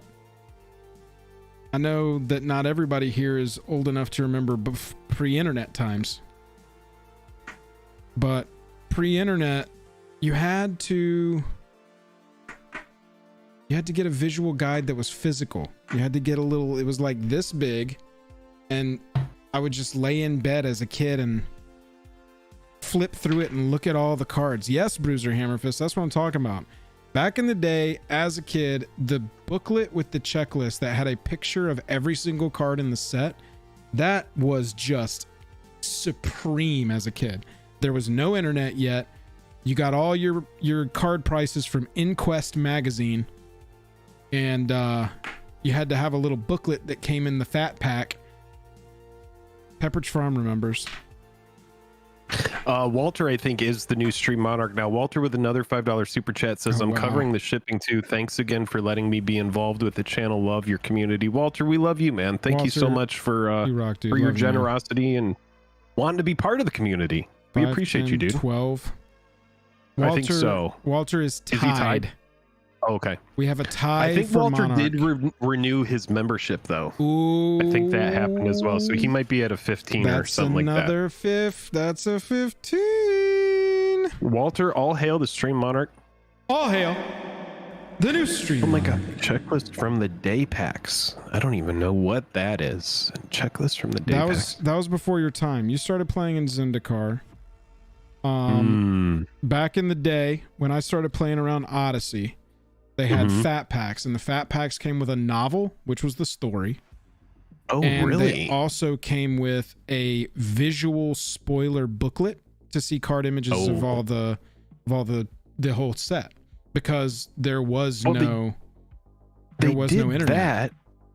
Yeah, I mean, I remember in All hail Walter. Zendikar, because I do have one of those little visual spoiler books from OG Zendikar. Yeah, they might have been doing that. I did get one Zendikar fat pack. Okay, right. So yeah, there used to be a lot more going on in those, huh? This will break the tie. I just posted my member super chat. LOL. Oh, hey. Walter with another $5. There we go. Walter with the $20. Everybody, can we get some thumbs up in chat for Walter? Walter has got the giveaway running tonight. Walter's got the donations running tonight. Big ups for your stream, Monarch. Everybody hail. All hail Walter Ray. All hail. Let's talk about the Angels deck. 30% of the people in this vote. We've got 69 votes on this. First of all, nice. 71% of the people did not, but 29% bought the Secret Lair Angel deck, with 69 people reporting. So it's a fun people picked it up. People ordered it. It's a fun lair. It's a relevant tribe, dude. It's a relevant creature type. 127 likes on the stream. Can we get to 169, chat? Oh, getting to 169 as we do this next segment would be supreme. We got booklets all the way through Hour of Devastation, maybe Ixalan. Really? Shows you how much I was paying attention. I had a big break between, what was it, Zendikar, Worldwake, and then Rise of the Eldrazi. What was after Rise of the Eldrazi? Well, you would have played then too, which would have been Scars, Mirrored and Besieged, and original New Phyrexia. I was still playing through all that. So was it after New Phyrexia that I took a break? So that would have been Gate Crash era, I believe, and I don't 100%. Think you played around then. Nope. I think you really came back when we started the channel, Joel. I think that's when 100%. You really came that's what back I was gonna say. In a big way. Yeah, for sure. That's what I was trying to establish, was when I took my break, because I was off from just after New Phyrexia to when we started the channel, which was Aether Revolt. Somebody in chat asked who's my favorite commander right now. Insane Goon asked who's my favorite commander right now. 100% hands down Dahada. I got it right here. I also really enjoyed my my Rona Invade the Multiverse Reanimator deck. So I have 2 Reanimator decks to tell you. Oh, Jake as well. Chat and Jake. Look at this. And then I'll tell you what mine is after that too, Insane Goon. I saw you ask that earlier. I want to show you this card real fast, Jake. What do you have there? What is that? This is from that special set. What was the special set called, man? I can't even remember the name of it anymore. Why can't I see the card? Because I don't have autofocus on. This is a Living Death, but it's from Special Ascendant Masters Rise of the Funky Fresh. See, and it's perfect for a cube, isn't it? It's just perfect for like a cube or a casual commander deck. Yeah. What was it called? Why not, Chat, right? What was that set called? 20th Anniversary Special Edition. Shadow Thank of you. The Parallel Masters. Some businesses still know how card games get promos. This was from Duel Masters, and they did a special version of Duel Masters cards that were kind of reprints of MTG cards, but not really. And I bought one of each. And as I was building out my Dahada deck, I was running Living Death in the deck already, and so I was looking through my folder before I bought some singles off a TCG player for cards that I already had, and I was like, holy shit, I can run this Duel Masters 20th Anniversary Huge Thanks Memorial Pack, the chapter of the Shadow Parallel Masters. Some companies still know how TCGs are done. Is that a cat butt, Jake? To give you an idea of how serious Duel Masters is, here's another card from the same set. They're for real, man. They're for real over there. But yeah, I thought it was cool that Chicken Richard, I'm pretty sure. I get to run this. I was like, I opened a box of this for him, and I was like, nah, bro, but I am keeping this cat as a tax. And this is the only card I kept. And it sits on one of my shelves, and I love this card. Chapter of the Shadow Parallel Masters. Chicken Richard says I can still buy the boxes. I bought the whole set. I bought one of everything in that set. Yeah, and if you wanted a power cube, dude, get the Lotus, right? Let me show it to you. I don't even know what this cat does. I'm gonna pull up Google Translate and see what this cat does.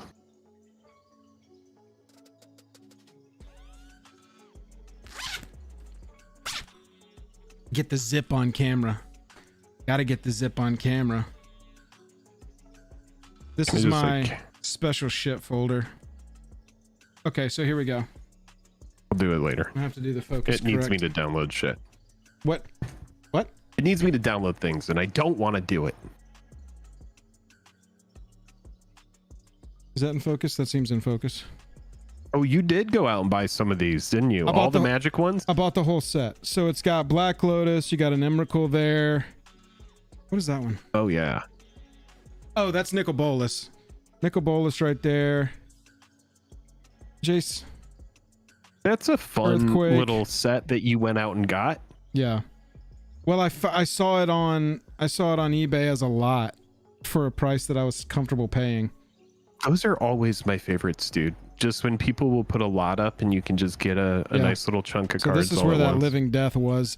And I was just looking through for some other singles and I was like, holy shit, Living Death is in this deck. I didn't even consider, it's so funny. I had this, but I didn't even consider myself. Yeah, there's the Sliver Queen. I showed it to you. I didn't even consider myself of having these cards as like actual playable MTG cards. But then I was like, why not? Yeah. Why not? Sliver Queen. You can use it. It's the same size. I mean, that Bird of Paradise, I mean, yeah, exactly. You know what it does? It's such an easy effect. Exactly what it does. Exile the graveyards, exile the battlefield of creatures, put the exiled from the graveyard cards onto the battlefield. Done. Living Death. We know it. It's an easily parsed and explained card. Anyway, I don't even know how the hell we got on that tangent. Do you remember what those cost you, Joel? That set? You know what? I have my screen hidden real fast. I can just tell you. Let me pull it up. Let me pull it up. Sign in to eBay. Tell everyone my password. I do like that cat on that card. It's a good cat butt. It's just a great cat having a great time. Spectre said, stay on topic. We're talking about Lorcana here. Oh, whoops. We're not talking about Duel Masters Shadow of the Parallel Duel Masters 20th anniversary. Huge thanks. Memorial Pack, the chapter, the Shadow Parallel Masters. Learn it or love it. And those are your only options. That's right.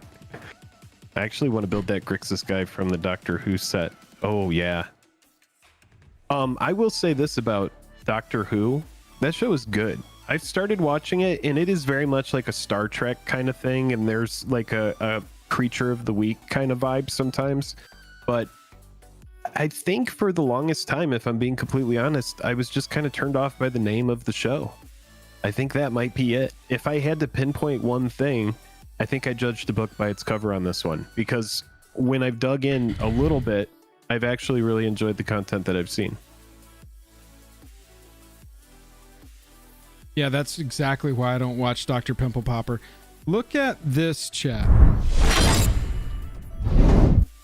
Okay, so I'm hoping I'm not doxing myself. I should have looked before I swapped over. I first started watching with the doctor who was the general or the military leader in 28 Days Later. I forget his name. He's blonde and tall and this is the whole set. It's still available for purchase through the same purchaser. Oh, so $42. Yeah, I got it for $39.99, but they're at $42 now, so they haven't gone up even that much. But I mean, honestly, this is just a fun, nice little collection piece. For sure. But there's playables in here. I mean, Brainstorm, Bird, Jace, Earthquake, Sliver. This is not Library. No, it's not Library of Alexandria. What is this? Caracas, Lotus, Bolas, Emrakul, Living Death. There's playables. No, it's $40. Library. This is Library at Alexandria. Mm-hmm. Yeah. Dude, does it have a number on it in the text? I think it does. No, it's not Tabby. It's Library. It's Library. Yeah, I don't know. But Walter, not a bad another purchase. 5. No, dude, I love that purchase. I just didn't know that you did that. You should put that in what I'm buying sometime. Yeah, what I bought in 2022. What I bought a long time ago. Walter with the $5 said, "My girlfriend just gave me permission to go to Summit." Hashtag Nice. whipped. Hashtag just kidding. Well, Walter, if you are actually going to go to Summit, then for sure use JJAM as your code and let them know that we sent you over their way. Did anybody buy a badge tonight? It would be really cool to run into. That's I know that there were some patrons that were talking about they had waited on buying their badge. I'm curious if anybody actually used the code tonight, because I want to be like, you see, the Jake and Joel community shows up. All right, we got. See, I really like this secret lair. I do want to get this, but I just can't justify spending $150 because I just spent $50 on that demonic tutor. Yeah. And that's like the only MTG purchase I've had since that Amazon dump where I opened the Dominaria United collector box. Right. So I'm really watching my MTG spending. I didn't get anything from this last secret layer, despite really liking Bad to the Bones and Goblin Squablin and Mountain Goats. I didn't get any of those. And so I'm just really watching my MTG spending. So like always, we're going to be talking about this secret layer product, and we're going to be giving you our take and how we feel about it. It's hard to, yeah, I can't even show this off without doxing myself. But yeah, so I just placed 3 orders. I have been making sure my decks are ready to go for these 2 events we're going to this year. And so I've updated 3 decks so far, and I'll probably do a 4th or a 5th. But I dropped 65 plus 16 last order, and the order before that I dropped 71. And so I've just been buying like cards that I actually want for the decks. And so I'm in the same place as you, man. I can't, just all this secret layer stuff right now is tough. But let's start this from the beginning. Chat, if you would do me really a favor. Fast. Before we do, I want to respond to Insane Goon and just say, sorry, we skipped that. The deck that I have really been enjoying is, you know, I recently built a couple decks, but the one that I most recently played was Atali a little while back, the new Atali from Flip Atali. March of the Machine. Yeah, the flip one that has Blightsteel on the back. Yeah. And that deck is pretty budget and also pretty brutal. Budget and brutal. It's been pretty consistent. It hits like a truck, and it's just like ramp to Atali, get him out, protect him. And I think I would do some more bounce effects so that you can get his ability over and over again. But it's fun. It's fun. It's been a really good time, dude. And I don't typically enjoy like just like a red green beater. That's a fun one. Like just a really good guy to have in the command zone. I also really love that red blue guy that just came out of Wild's Eldraine that we talked about, Joel. I believe it might even be an uncommon. 5-but. No. Yeah, it's a 5, but it's a 2/5 rare. Yeah, it's an uncommon. It is an uncommon.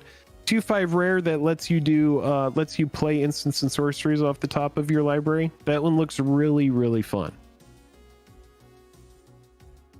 I'm sorting by toughness 5, sort by date. I'm hoping it's in the top 3 cards.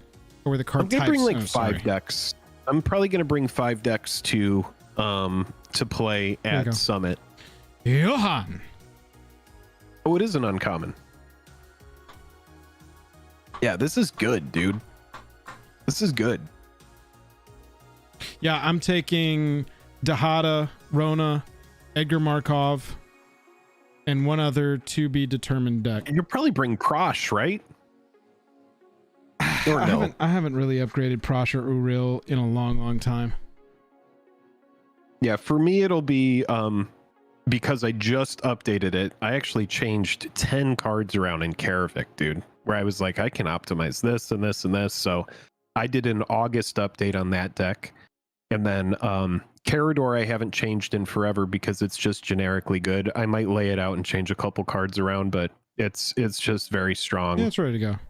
And then I'll do a SRAM update, and I'm gonna bring Tali, and then I'm actually thinking about putting Sharoom the Hedgehog back together. Nick said I just picked up a set of those dual master cards. Bobby said I use that tabby or I run that library as my city of brass. LOL. Nice. There you go. Jake, are you bringing your boy Heliod? Heliod is right here. It sits on the side of my deck. To be set. It's set on fire. It's over here. But no, I'm probably not going to bring it. I might convert it to like a blue-black thing, which means it wouldn't be Heliod at the helm. I mean, you have the beginnings of a mill deck there. You could turn it into. Yeah. If we go into blue-black, we can do some real. Is Phoenix the mill commander? Who's the best mill commander? I guess you could always just go Grand Deliquent and go mono blue. Yeah, I mean that's probably where I'd want to be. The Bruvac. Yeah. Yeah. Yeah, Walter, to answer your question, yes, these are our first 2 events as featured creators. So your boys are growing up. Your boys are we're moving up the ladder. I think in like a couple years, it could legitimately be like a full-time thing. Yeah, Travis. It just needs a little bit more time. Look, we are going to get into this segment, but this is a good discussion. I'm going to swap back real fast. So, Travis, if you haven't seen these before or you don't have one, this is not a sponsored segment. This is just a recommendation from me using the hell out of this. This is what's called a quiver. And right now, I keep my 5 Strixhaven precons in it because I bought these as a set to, like, you know, play with people. Teach them MTG, and so I just kind of always have this set ready to go. It's got, of course, the custom box with the commander. This is like a more got the custom eloquent sleeves. Version of the Stanley Home Depot box I that also everybody have carries. that. Like, no, yeah, I mean that thing is great and practical and extremely nerdy. The quiver is a little bit more dialed back. Exactly. I like it for cons because I don't want to carry this around at a convention. Actually, the realistic part is I don't want to take this on a plane. This just sucks. What the hell am I supposed to do with it on a freaking plane? But yeah, you can't even squish it to make sure that it fits inside that one thing. So it's like it has to be your right. And so at the con, I've got all my dice. I've got everything. Nicely goes over a shoulder there. Boom. Taken care of. I like to put it in addition to my backpack. I know you've got all of your gear on, but I think we need to update the Stream Monarch to 25. Look at that. I like your sticker on there. I might have to get me one of them quivers. Dude, I'm telling you, the quiver is the con answer, bro. I'm telling you, the quiver is the con answer. And yeah, I've got our... That's pretty sweet. These are... Look at those OG stickers, man. We got to get a good sticker going. Who's got the Neon Kamigawa? Who's got the Neon Dynasty Jake and Joel stickers? That's Jake with a Chaos Wand. I'm going to have to try me some of that cocaine. Jake is... Get that out of here. Jake is holding a Chaos Wand. I've just got a ninja sword. My inner child is a Chaos Wand. Let's just say that. That's your nickname for your penis. All right, let's get into the secret layer review. Let me swap over.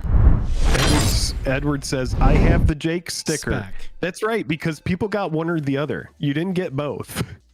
Spectre, one second. We have to take a minute to reprimand one of our mods because he's just being naughty over here. What do you Asking me if I'm not actually wearing Crocs today. Are you serious? Like, I know you're seeing this, but are you kidding that you don't think that this is a Croc flip-flop? Like, get off my ass. Not sponsored. Wait, Bobby Z, you're working on a turbo mill? Oh man, you got to send me a little linky to that. I want to see that at some point. No. Edward Davidson said, I also have the little note you sent with a sticky note stuck to one of my card boxes. Nice. Yeah, Jake, somebody in chat or somebody in Discord said that we need some stickers that are Jajam branded that say not financial advice. Oh, that would be good. Yeah. That would be good. And then also just like, I've thought about this. I was like, why don't we have just like a little business card that has like all of the relevant info on it? That's a good idea. Yeah. I suggested I was like, that would be really nice to send to somebody who gets, who becomes a new patron, which is also something that we've started reinvigorating is how to make Patreon more attractive and more enjoyable to people. Joel actually had a Patreon post today, which was pretty amazing. I'm going to get some Patreon posts going as well. The idea with the business card, Jake, is that one side is a treasure token and the other side is a QR code. And that QR code takes you to our link tree, and that has every single link that you could possibly want. Yeah, maybe I'm on my iPad. Where do I go to become a channel member? Should be a button called join insane. I'm not sure. Yeah, absolutely. I like a treasure token. That's kind of fun. It can be any token, food token, clue token, whatever. Anybody on iPad can help. Channel member. Insane Goon find where to become a channel member. It's in the bottom. It's in the bottom here. We It's at the bottom cracked of the chat. 200. Oh yeah, we passed that 200 member goal. There are no feat picks, but there are going to be very nice deck picks. Oh, Travis, that's a good point. If you're into some little deck picks, you can definitely find all of the little and big and medium-sized deck picks you want over on the Patreon.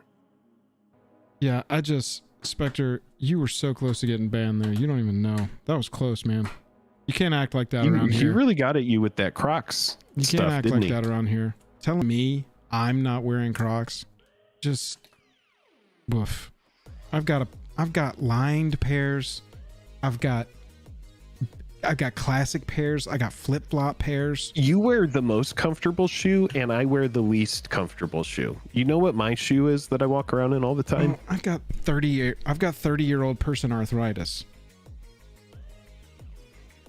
Yeah, you're destroying your feet. It's my shoe. It's not great for you. What about micro deck picks? Those are over there too, Phil. Yeah, those are mine. Really big deck picks. Yeah. Those are triple Jake's. sleeved. How have you not gotten a Crocs sponsor yet? Yeah, Joel, how are you not sponsored by Crocs in some capacity? I even a little applied bit? our channel for affiliate status with Crocs. Did you? As a meme, yeah, and we got denied. Really? Yeah, dude. They were like, Because we're not walking enough? I mean, I get it just does. For some reason, they didn't think that we lined up with their business. I was just like, wow, fuck you. There's got to be Still like gonna buy your Croc shoes. gloves, right? Maybe we play with like a. Jank, I had to you for know the what? meme. Because if we Had to do, for the meme. I think it's great. I just wish that it had worked out. I wish it had worked out. That's all. I Do am. Americans really wear shoes inside? Sid, I have my shoes on right now. Do Americans really wear normally. shoes inside? Oh well, Sid. You know what? So Sid, I've got. Let me talk about my personal life just a Yeah. second. Sure. I've got psoriatic arthritis diagnosed, and so all of my joints, all of my ligaments, all of my everything is all turning on me. I have to have shoes on pretty much forever. Everywhere I go, the people are like, "Hey, would you mind taking off your shoes when you come into our house?" I just get to be like, "I have a medical condition, and I would prefer not to." So I'm that guy. Unfortunately, I'm that guy. But I gotta go with Crocs. Currently, my ligaments are good. Joel, I'm sorry about your ligaments. They're all working against me. I got diagnosed in January, and I started taking a medication for it, and my life turned around for the better. Those damn freaking ligaments. Jake, I am worried. I'll just be straight up. We ain't gonna have enough time. Insane Goon figured it out. Welcome to the Token Creatures. You get our anthem. +1/+1 flying, first strike, haste, and vigilance, and indestructible. But we do have to sacrifice one of you at the beginning of each upkeep. So make sure that you just kind of avert your eyes when we have to make that choice. Cheers. Less than 3 to you, my friend. Appreciate you. Supporting thank you so much for the support. Our efforts. Bruiser says, I've got house shoes that I wear only in the house. I have to have shoes on all the time. Same, Bruiser, Bruiser. is it like if the house were to like catch on fire, you want to be able to just like get out, or what's the vibe there with that? Some people just got bad feet, dude. Some people I have 2 collapsed arches. How shitty does that sound? Flat feet all day, baby. What is going on with No, I have your one. arches? What's a part? It's a fucking joint, bro. I know. Look, know. it's so weird. I'm All just of the like medical embracing it as like a issues. dark kind Oh, of like. me too. I don't How mind dare talking about your it. arches? How dare those sons I've of got guns. needles in the fridge downstairs because the medication has to stay refrigerated until I use it, and I have to take it on a specific schedule. Cannot take it too soon. It's a whole thing. I'm absolutely happy to talk about it. But so yeah, like all back of my in the medical day, issues, what you're man, saying is holy shit. what you're saying is They all like got solved back by in the one day, you would be like the guy up in the attic in Braveheart telling his son, one day you will rule, and he's like, I don't want to rule, Right. I'm not like you. And you would be all but because of modern medicine, you get to live. That's exactly right. And I get to live a good life too. I was like waking up every day. It's called Simsia, Nick. I was waking up every day just like fatigued. No matter how much sleep I got, my entire body would hurt. I was probably taking 1,500 to 2,000 milligrams of ibuprofen a day, easy. And that's a lot of ibuprofen. And that's problems, just to get through your day to day, right? That's what you told me, is like just to get through your... Just to exist. Yeah. Okay, yeah, Travis, I'm sorry. I don't even think we have enough time. Let's go through the angels. Jake, I don't think we have enough time to do this whole secret lair tonight, unfortunately. It's already almost midnight over here on my side. But that's fine. We can just shoot that on Monday, and we could do angels now. Let's do angels. Yeah. Angels can be a little stream cut, and so can... And we got the box openings from earlier. Box openings, and then that can be a video that I cut next week. That's fine. Yeah. Hey, thanks everybody for letting me talk about I haven't really talked about that publicly at all. It's just kind of a thing that I deal with. So appreciate everybody letting me talk about that. That's okay. Sometimes it's good to vent and just get it out and talk about it a little bit. The thing is, it's only been good. My life has improved 100 times. You can ask my wife. Everything has gotten better. Is there generally just less ibuprofen? I don't take ibuprofen at all anymore. Oh, there Unless I got like a headache, I only take it for the normal shit. I don't have to really use it. Towards the end of the cycle, before my next injections, some of the symptoms start coming back, but never even close to as bad as they were. Annie has, at the end of her cycle, she changes a little bit with her meds. Mm-hmm. The end of her cycle gets kind of weird. It is what it is. She just gets really fatigued at the end of her cycle. So it's like at the end of like 1 week out of the month, she's just like really tired. No, dude, Travis, we're here to talk about cards. We're not here to talk about my old bones. Let me tell you, Joel trying to open up, and I'm like, yo, tell me about these cards. Did I make a good purchase? That's kind of the thing about like a stream is like we're at that point where we can't really get everybody to go away. So there's going to be some people that are just going to sit here no matter what we talk about. Yeah, bro. I'm going to talk about my ligaments. We could go start watching Shark Attack videos, and we might like go down to 40 viewers. But some people Speaking of Shark Attack videos, I was looking through our history today. You've been watching some weird shit lately, man. I watched some shark. I went down the rabbit hole and watched some shark stuff last night, dude. Scary black corners of the internet, man. You went down there. In like a couple ways. Yeah, one of them was because I was watching. Okay, so this is like a whole different thing. This is like We're never gonna get crazy. Through a secret layer segment. We could literally talk about this for like 30 minutes. But I stumbled across like the first found footage movie, which honestly, it could be its whole video. Is like before Blair Witch? It is the movie that started that genre, and it is from 1980. Oh, I thought it was Blair Witch. It is not a movie that I would recommend for anybody. What's it Bobby called? Z knows. Bobby Z probably knows. I don't want anybody to watch it, but it's called Cannibal Holocaust, and it is very dark and very crazy, and I didn't watch all of it. I skipped around because I quickly realized it was not for me. And yeah, I started like looking up, like I was like, well, I need to know a little bit about this director and like what was going on. Please, dear God, chat, do not go watch it. But yeah, this is not a recommendation. It is only a tribute. There's some good merit to it, but there's also some stuff that's like really not good to be in a movie. Let's just say that. Travis, I just DM'd you a picture of our run-of show for tonight. Darren says God, not Cannibal Holocaust. Yeah, and Spec B was like, yep, I know what it is. Cannibal Holocaust, yeah.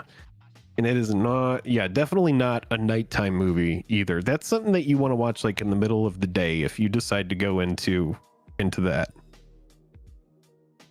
But yeah, it inspired Blair Witch. It's like it started that whole genre, and so that's crazy. Then I was like, but yeah, it threw me into the YouTube rabbit hole. So let's talk about Angels, which is the exact opposite. I'll tell you, a Cannibal Holocaust. Before those got overdone, Blair Witch, when I watched that for the first time, legitimately was one of the scariest things I had ever seen, and it freaked me out.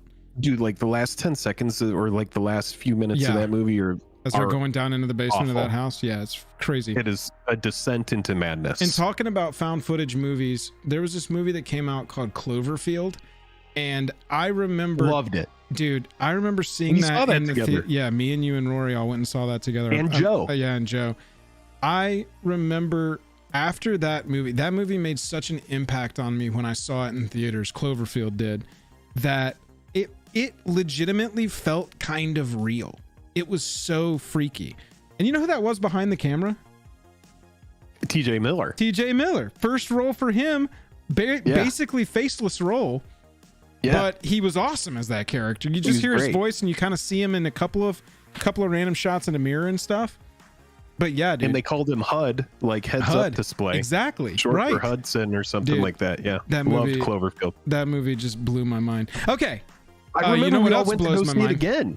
We saw it again. You remember that? Well, and you know they had the viral marketing campaign around it where they had websites that looked real, but were just for the narrative of the movie, but they looked like this is the company that caught. Yeah. So that movie just blew my mind. Now I got to segue back to Cannibal Holocaust. Do it again. Here's the thing: is that director? Because spoiler alert, is the documentary crew that everybody's trying to find have gone missing. But this director, as a promotional stunt, had all of them go into hiding for a year after the movie came out. And it was a judge who literally saw the movie, ordered him to produce his movie actors to prove that they were not murdered in the movie, because it was thought to be a snuff film that depicted actual murder. Because there's some other details that I'm not going to get into in the stream about it, but it is like exactly like Cloverfield was doing. I'm sure that a lot of the people, because Tarantino, a ton of people look at this director as like a pioneer of the genre. Yeah, I think he did it wrong, because there's like 5 minutes of footage that you can omit from that movie and make it digestible, but then there's like other parts of it that are just like the darkest parts of your mind that you don't want to go to, that make it weird. You love going to those places. Well, this judge did not like what he did, and so he had to have his actors come out and say, "I'm here, I'm alive. I didn't get cut up in the jungle," you know. Yeah. And so, Cloverfield Lane was dope. I loved that movie. Cloverfield Paradox was super mid. Spectre nailed it. Yeah, it was super mid. And Spectre, right, exactly. Spectre made the point. Those Cloverfield movies, what they did was just like they took movies that were good but weren't getting made, and they kind of tweaked them into being a Cloverfield movie, and then they released them. I'm pretty sure that's how both of those movies got made, was that they were some other thing with a good script, but nobody wanted to make it. So they tweaked them into being part of the Cloverfield series. Because, you know, Cloverfield Lane, you don't even get any Cloverfield stuff until like the end. No, you don't. It's very loosely related. They really went name on that. Get you in there. You know, at least they had a giant monster walking around in that like B plot of Cloverfield Paradox. But Lane was just like a trapped in a house thriller. It was so good. And it was John Goodman, right? It was. Dude, it was. And what's her face from Ahsoka? And it had the one guy who has done tons and tons of sci-fi stuff, who is also in Newsroom, I believe. You would recognize him. I forget his name, but he's been in tons of stuff. Harry Potter and the Cannibal Holocaust. Yeah, Chicken Richard says it was after a certain actor reported it. Yeah, exactly. The practical effects, they had to show in court how the practical effects were done so that the judge could see that it was actually makeup. But yeah, not for the faint of heart, and honestly not for like 90% of moviegoers, or 99%. Yeah, Eli Roth in Green Inferno is based on it. Yep. Okay. All right. Chat, secret layer. Real quick, chat. I know we've already done this once, but if you would give me a shout out to YouTube. Everybody just say, "Hey YouTube," in chat. You're gonna see this later, unless you're watching it now. You'll see this later with all of the discussion of Cloverfield and smut films And cut out. no, not smut, snuff.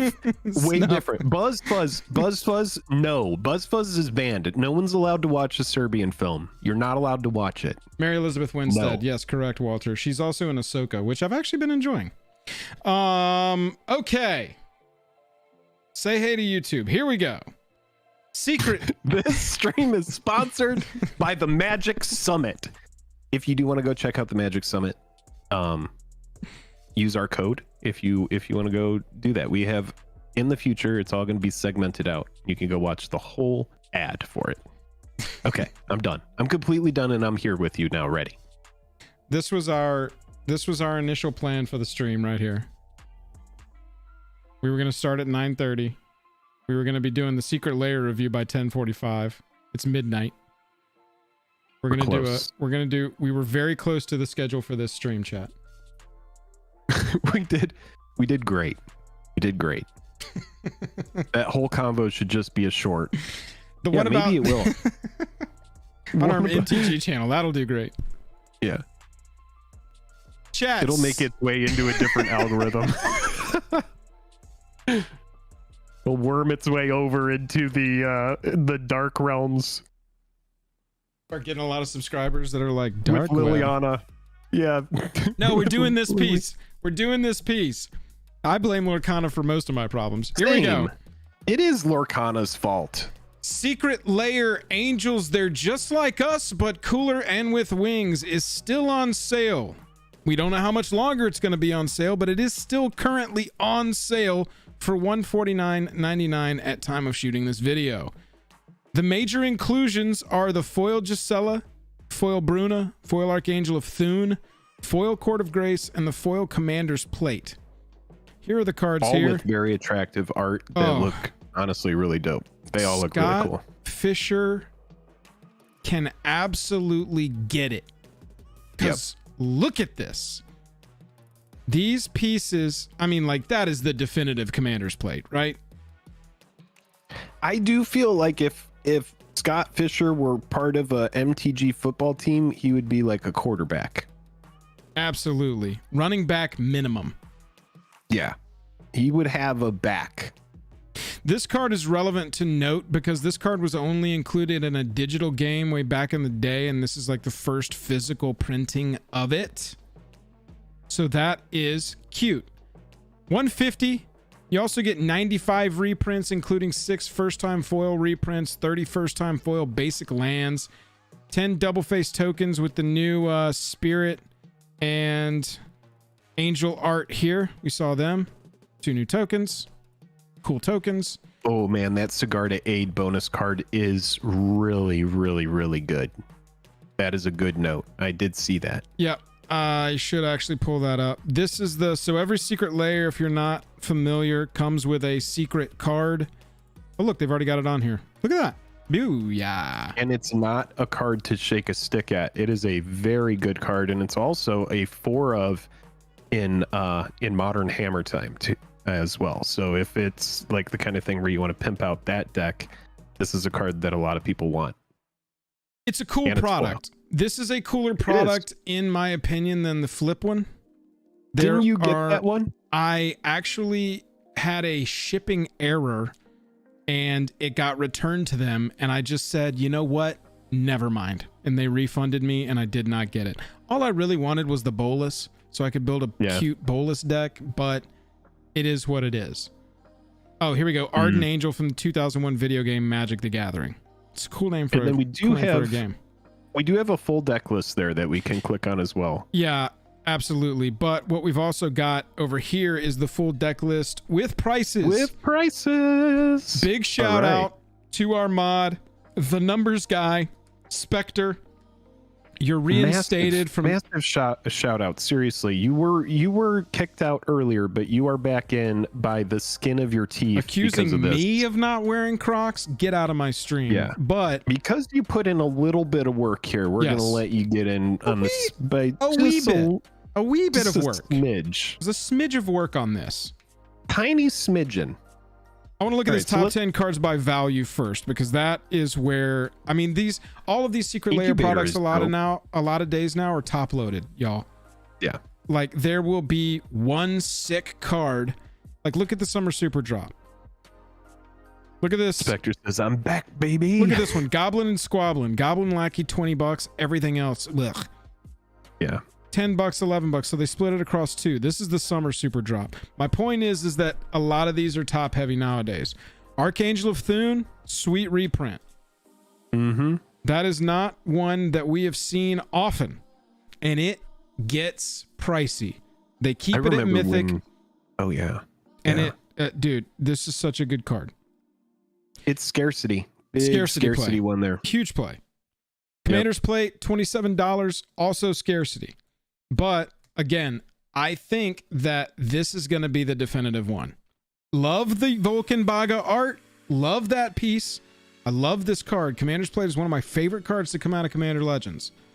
But, I mean... It's got one printing, dude. Oof. It's got one printing. It's got a single printing. It's playable in every deck that's got 1 or 2 color identity.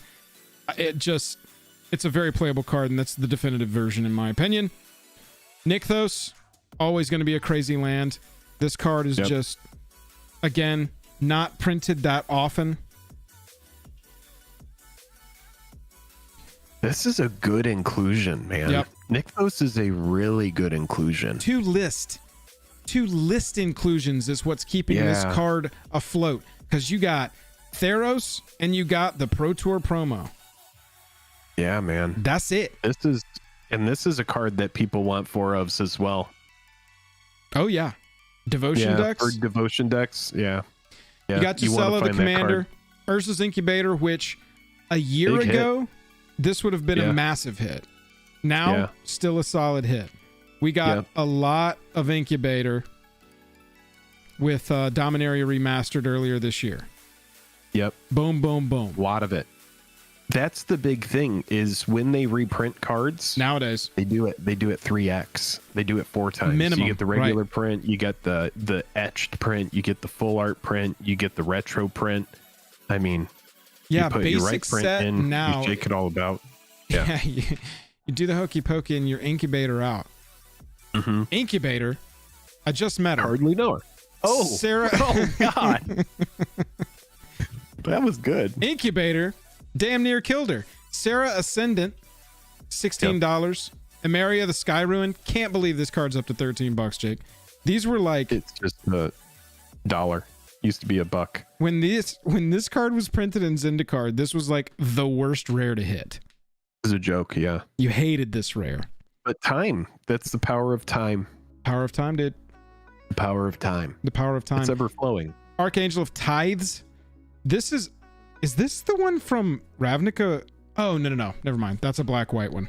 Archangel of Tithes is from Magic Origins. One print. Single. Yep. Single printing. This is a card that if it got a meaningful reprint, would just be decimated in price. And then Medallion. Medallion is sweet. Just to crap on everybody who went out and pre-ordered Pearl Medallion for way too much. From Commander Masters. We got a reprint of it in the Angel deck. So the top 10 cards represent 71% of the value of this deck. However, they are in these treatments.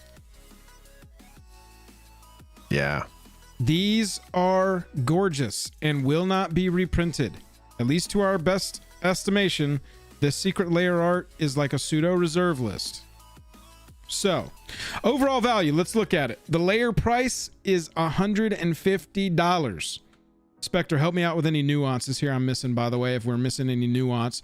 The Lair price, you can purchase it for $150. The singles are worth $241. $91 differential. And then if all of these singles go down by 35%, you're still $6 over on value. Not bad. Not a bad Lair. Plus, and it's a cohesive deck. It's all a self-contained thing that a lot of people aren't going to want to break it up. Correct. Some people will. Well, my opinion of this is that you have the deck. You basically have got a really strong starter kit for Angel Tribal.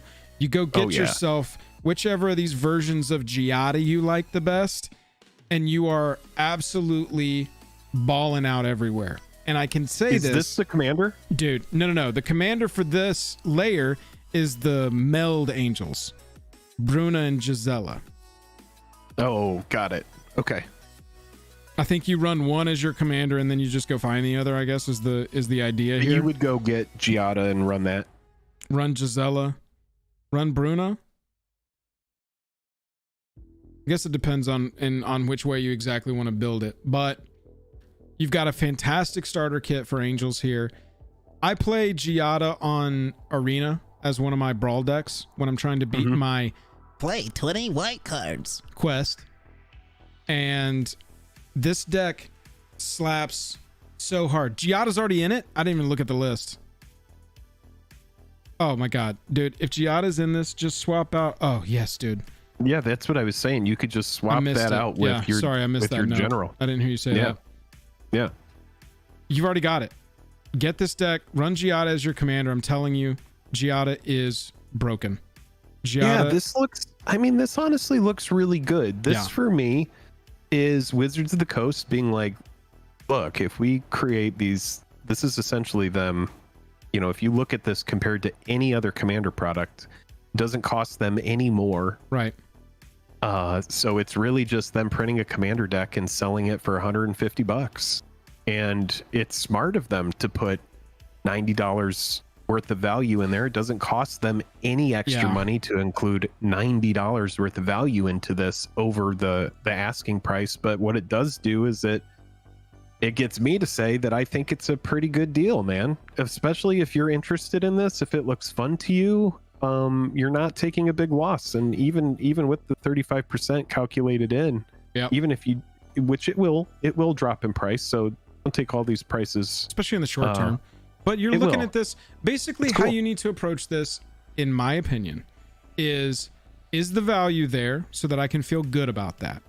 I want the thing if I want it. Don't care about the price. I want it. Is it worth me paying $150 for it? Okay, I can help answer that question by finding out if the value's there. The value's there. Yeah. And so now it's, do you want it? Exactly. That's it. One of my favorite parts here, 27 cards, $5 or more. That's pretty sweet. That is pretty sweet to include. So overall, Angel deck, Secret Lair. You can come over here and you can check out the entire deck list. You can look through the cards that are new and special. They're showcasing them here. Even without all of that entered in, you know, we didn't even take into account, Joel, the let's say $15 that the Sigarda's Aid is going to factor into the price as well. That's true. So that's an extra $15 Spectre, on top of that. Was the secret inclusion included in your calculations? It's kind of funny, Jake. Right after collector boosters really hit their stride, we were like 2 sets removed from Eldraine, and we were going. It was not. Okay, what's next? What's next? Yeah. One of my calls was they're gonna do collector commander precons. They did it in Warhammer.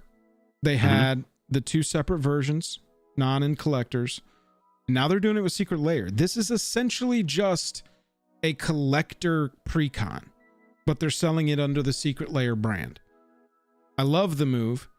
I bought the flip deck, the coin flip deck. Haven't played it, sleeved it up. I haven't played it a single time, but at the time it was so novel, I got really excited and bought it just because I was excited about it. Collector precon out of the Secret Lair. That sounds really sweet. Got a big tube of Pringles, but you know, whatever. I don't play it. It sits on the shelf. Angels, I'm not super excited about this personally. I play the deck on Brawl. It's fine. I have a good time with it. Just not my type of deck. What kind of deck would really sell you here? Oh, dude, if they did a Marin of Clan Nelta, I mean, I know I'm speaking fucking Reanimator again, but if they did a Marin collector Secret Lair deck that was just all about graveyard, reanimation, death, Dude, holy shit, I would snap I mean, by that. the sky's the limit. I think they would probably make it more generic and probably just do like demons next time, or maybe like goblins or something like that. I would also buy. I've always wanted a Yarok deck, and I would also buy the crap out of a Yarok deck if they printed a full 100 list of ETBs. Mm-hmm. In Sultai. Ugh. Yeah, baby. Oh yeah. Yeah, but that'd be good. I think you're right. I think they do have to keep it simple. I don't think we're going to see a 3 or 4 or 5 color deck. Maybe 5 color just because of the novelty of it. But sure. Angels at 150. This seems like a very good buy to me. And you can purchase this with confidence. Yeah, like something like I feel like what they'll do is say they did that coin flip thing.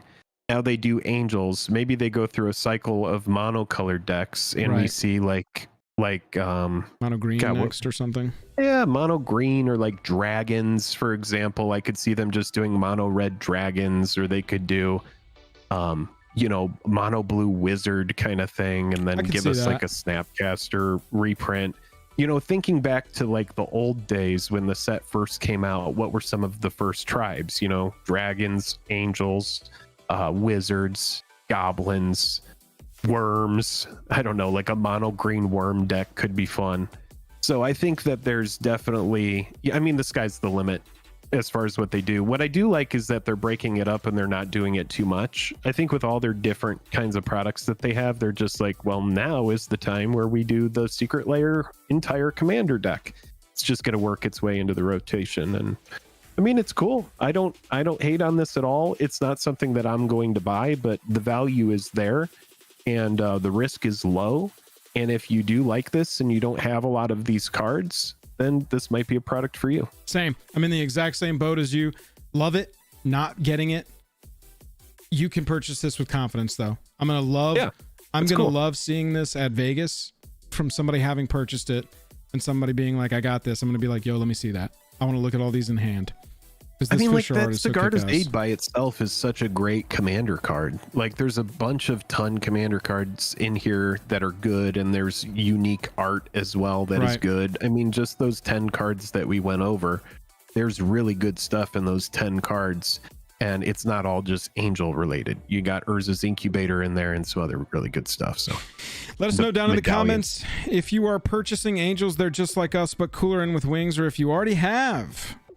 Also, I want to know how it plays if you've purchased it and you've played it, because I'm curious, when they build these, do they focus on like, I want to make a good playable deck, or do they focus on, we have to thread the needle of value very carefully and watch what we reprint, because this is 100 cards we're putting out and we can't mess up with any of the other plans. But that's our opinions on Angel. They're just like us but cooler and with wings. Subscribe, or we'll have one of these Angels grab you by the shoulders and take you up really high in the air and drop you into a pillow, into a whole pool of pillows. Subscribe, or you will have bad luck. If you're already subscribed, your luck will not change. If you stay subscribed, your luck will actually increase. Kind of cool. Yeah, it's true. God, this art is so cool. Yeah, it does have some really sweet art. It's that Benalia color scheme they did when they went back to Dominaria for the last time they did that 2 sets ago. It looks just like History of Benalia. Yeah, exactly. Those Benalia and whoever did the art direction that decided this is what Benalia was going to look like. Stained glass in all of your shit. Yes. Pretty sweet. Yeah. Yes. Pretty sweet. Mirror Ash just said you're sleeving it right now. You're being so meta, bro. Secret Lair review only took 18 minutes. All right. So nailed it. Back to our opinions on Lorcana.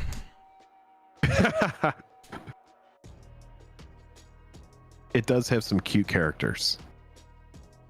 I like the mouse. Oh, that reminds me. Somebody said earlier that they think it'll go the route of Pokemon, where people collect it for how the cards look, but don't really play it big competitively.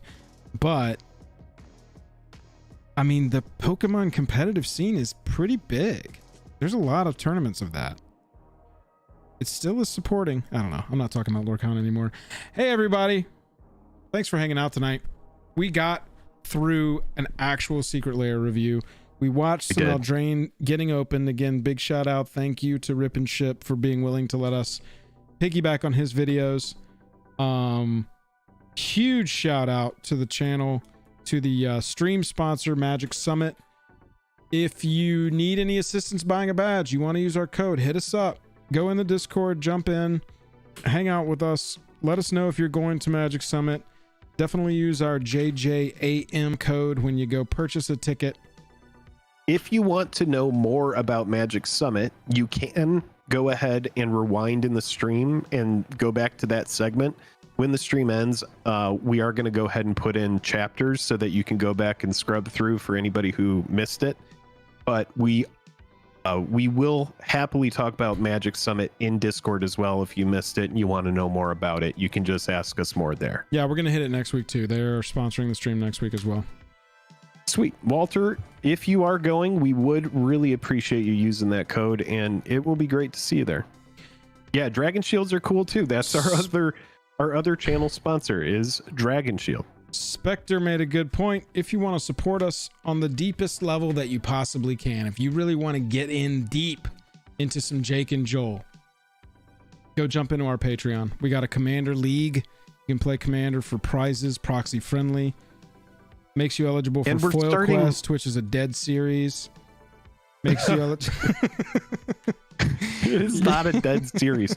It's a series that we're trying to figure out how we bring it back. We've got giveaways every month, and unless we forget them like we did this month, but that just means that next month is a double giveaway month. We've done it before, we'll do it again. Double whammy.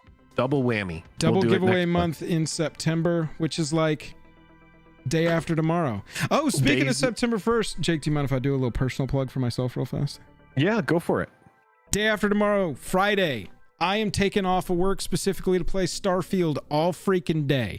I am so jacked to the tits for this game. I am going to be playing Starfield all day on Friday over on my gaming channel, Joel Bozo. Make sure you come hang out over there. I need the watch time. Trying to get that channel monetized. I'll just be transparent. Need the watch time. So come over, hang out, watch me play some Starfield and have a grand time. And I'm just going to do it all day. That's all I'm doing. Tell my wife. I'm playing through Dante's Inferno right now, and it is not streamed. You are playing through a non-streamed version of Dante's Inferno. It's a hellish game, to say the least, but it's very good. If you want to subscribe to my gaming channel, I just put a link there in chat.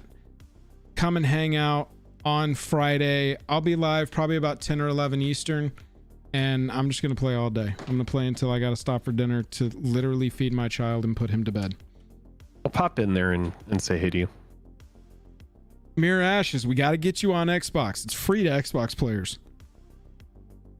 I did play through that a little bit of that Texas Chainsaw Massacre game, and it's kind of fun, but it's pretty basic. It's like, how are the controls? I can see why it was a free game. The controls are good. Controls are fine. Yeah, Spectre, I've got it installed on my PC and on my Xbox. I'm gonna play both tomorrow and see which one feels better for the stream, because it's gonna look more awesome to me on PC, but it also might tax my machine. I don't really know how hardcore that game is gonna run. Yep, David, and I got the upgrade thing so I can play at the 5-day early thing. Yeah, go click on that link above there, youtube.com/JoelBozo, if you want to watch Joel, and sometimes I join you for some games. If you want to watch Joel play Starfield, make sure to go subscribe over there. Jake, thoughts on the alien art, the first sliver? Freaking love it, dude. Right, that's so up your I feel alley. like they really do listen to us, bro.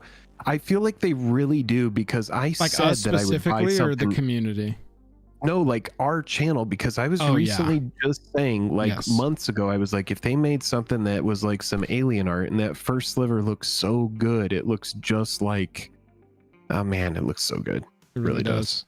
I was looking at it and I was like, they're freaking tricking me here. I'm gonna buy this. Yeah, it's wild how, and we'll review the whole secret lair and we'll have a video out on it, but it's wild how excellent the treatment choices are kind of across the board with this one, but it's wild how little value there is in it. It's crazy. Yeah. Keto says Foil Quest always a good time, almost writes itself. I mean, it really does. And boxes of or the Spark Japanese are actually pretty cheap right now, so we probably could get an episode of that going. 155 votes. 30% of our viewers here tonight on 155 votes got that angel deck. That's crazy. There's a lot of those out in the wild. Walter, it's hot today, man. It is hot right now. It's hot outside. Yeah. Joel, thank you for staying up later than we expected. Yeah, honestly, at this point, we should. No, we would have been going for another hour if we'd started in on that review. Yeah. Spectre says, I joined because of Foil Quest. What? No way. A lot of people, man. Yeah. Yeah, I mean, Foil Quest is a great time. We'll bring back a mono Foil Quest. We can get something going. We need to get past these next couple months because we got some busy times coming up and some travel to do, and but we'll bring it back. We'll bring it back. Foil Quest and SLC, what? Bring a box. We'll do it. I'll open it for you right there. We'll do the whole thing. Keto joined for the 3-ways. Ping! Chad, I just started a quick poll here right at the end. I'm assuming that everybody left here. Y'all are the homies. Y'all are the tight crew. Y'all are the inner circle. Y'all are the cream filling. What are they? They are the frosting that isn't too overpoweringly sweet. They're like that good frosting, you know? Like in sometimes you get that frosting that's like in the jar with the little plastic like birthday funfetti icing. Well, it's just like the icing that isn't like no funfetti's not bad. I think that they're like y'all are the boba. Y'all are the boba in my boba tea. They're the Boston cream cake of cake.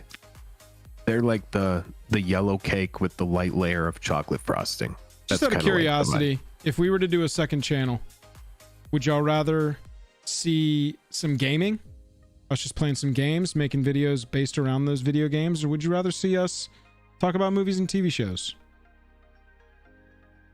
Mexi Man, honestly, Stayed for the Vibes is like the subtitle of our channel. That's kind of what we go for. Foil Quest I was came for an interesting. MTG stream, but instead they talked about smut films and Lorcana. Snuff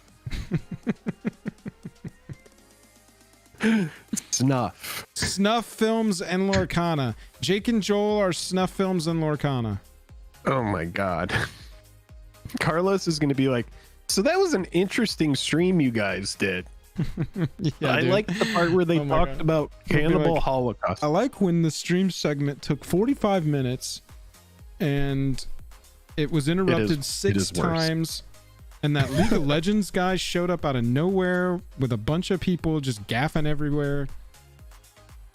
It is worse, Mirror Ashes. You're right. You're the cream pie to your Boston. That's right. Homies. Stamps and coin collecting. I think movies would be fun. I also think that current events could be fun too. Like if we're just like, hey, you want to go look at this terrible family that's lying about their height on TikTok and just give a take of this? Did you know that there was a girl who started out on TikTok at 6'1", and then like 2 months later was 6'2", and then shortly after that was 6'3", and then she just went absolutely ham and changed her height to 6'10", and she changed everyone in her family's height up like 10 inches. She kept her dad the same, and then she's just used trick camera angles to make everybody look super tall. And mostly it's just an L on society that that she's making like $200,000 a month, but what can you do? What the hell are you talking about? That's real, man. That is real. It's just these people are making a fortune lying about their height on TikTok, and they're laughing all the way to the bank. You and I could make a TikTok where we're the smallest people in the world, head. We could just put like our head That's on the already- floor and that's be already like, my life. I'm just a head. I'm just a head. And I'm everyone's kind of a like, I short bet guy. there's a body attached to that head. I'm kind I of a guarantee you short that's guy not with a just a fat head. belly. Here, full body reveal. I'm gonna go stand back there next to the arcade. We can see how Yeah. short and fat I am. Here we go. Dude, I guarantee you, we go on TikTok, we just post pictures of our head and be like, I was just born a head.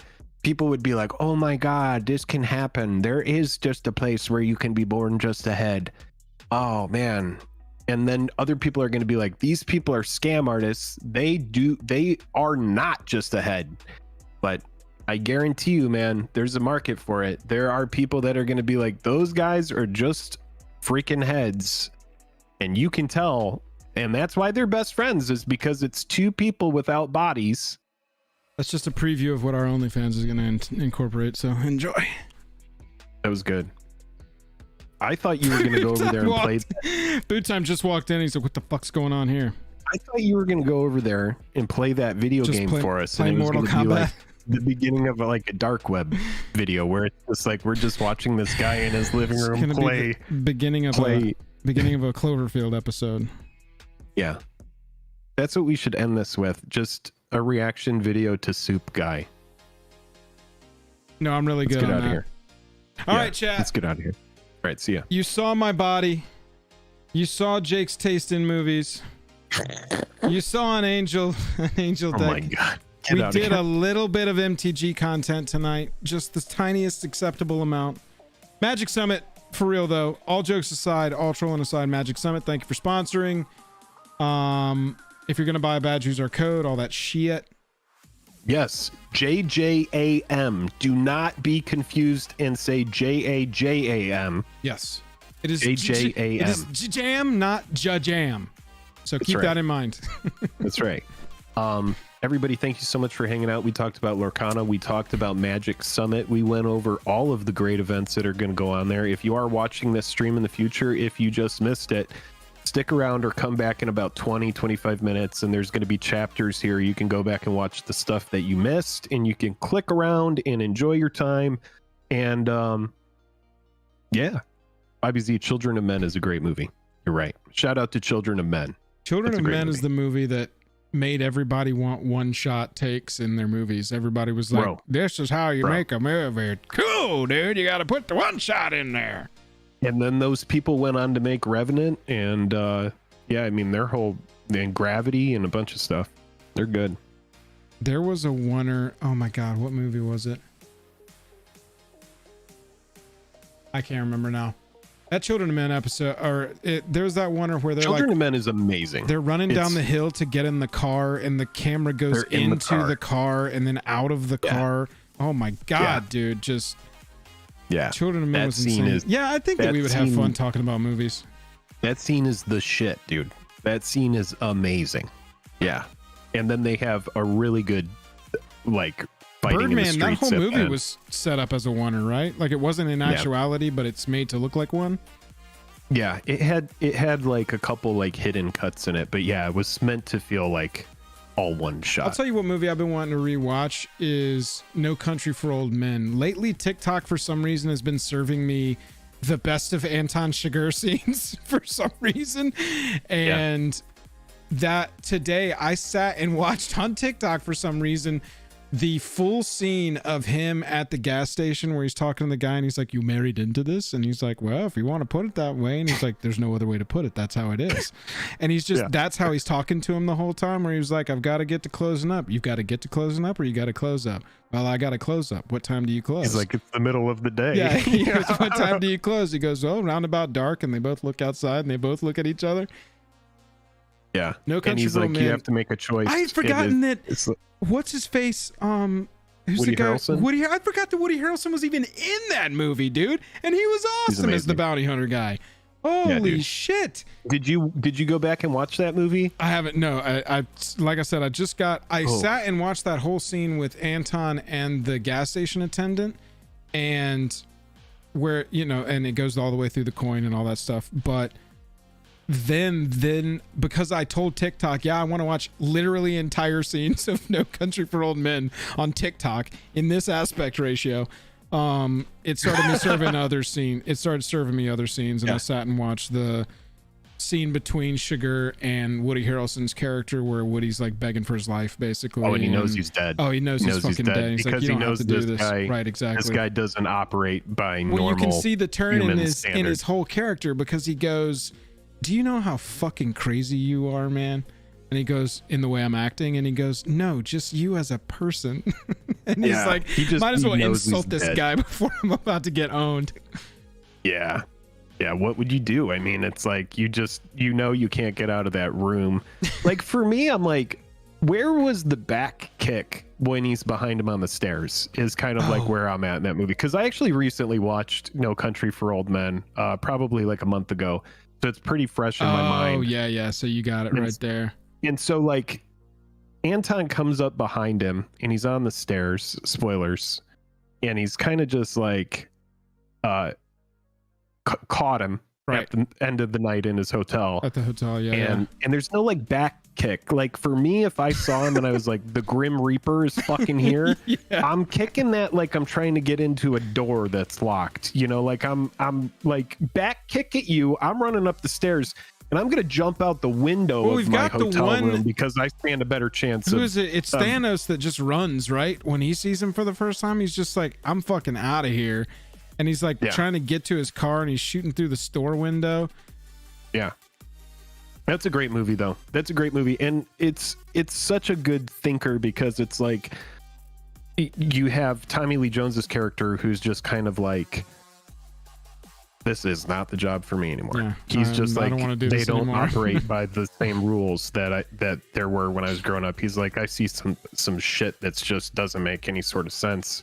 And I don't want to make sense of it, and I just kind of want to move on and die. Right. You know, just live my last years in peace and honestly oblivious to that any of this stuff is going on. But that movie's amazing, dude. Have you watched any of Ahsoka yet? It's pretty good. Pretty good Star Wars shit. No, I haven't watched any of that, but I do. I did start watching the Andor, which is pretty sweet. Andor was fantastic. Andor, once they get past the first major beat of the overall story, it's like multiple episodes, but there's like one major beat and then there's a huge second major beat in that overall season, story-wise. And that whole once they get past that first beat, that's the very like Star Wars part of it. And then the second half is just like a fantastic fucking drama. Yeah, where that's what I'm noticing the about circumstances are because of Star Wars, but not Star Wars. You know what I'm saying? It shows that the good guys had to do bad things, which is really cool, and a side that you don't really see much of in Star Wars. It's all very like black and white a lot of the time, you know? Yes, dude. And it's good that George isn't writing everything anymore. So let's just say that. Man, there's one. Who's the guy that plays the main contact? He was also in like Marvel. He was the scientist in Marvel. Oh, the scientist in Marvel. He's the. Oh, here's the cast. Here we go. Cast of Andor. Stellan Skarsgård plays Luthen. Bro, dude, there's this monologue that Stellan gives to Andor. Talking about it. No, it wasn't to Andor. It was to some other. Oh, it was to a spy. So Stellan's like the head of the spies or whatever. And this spy is telling Stellan, yes, dude, Corey knows exactly what I'm talking about.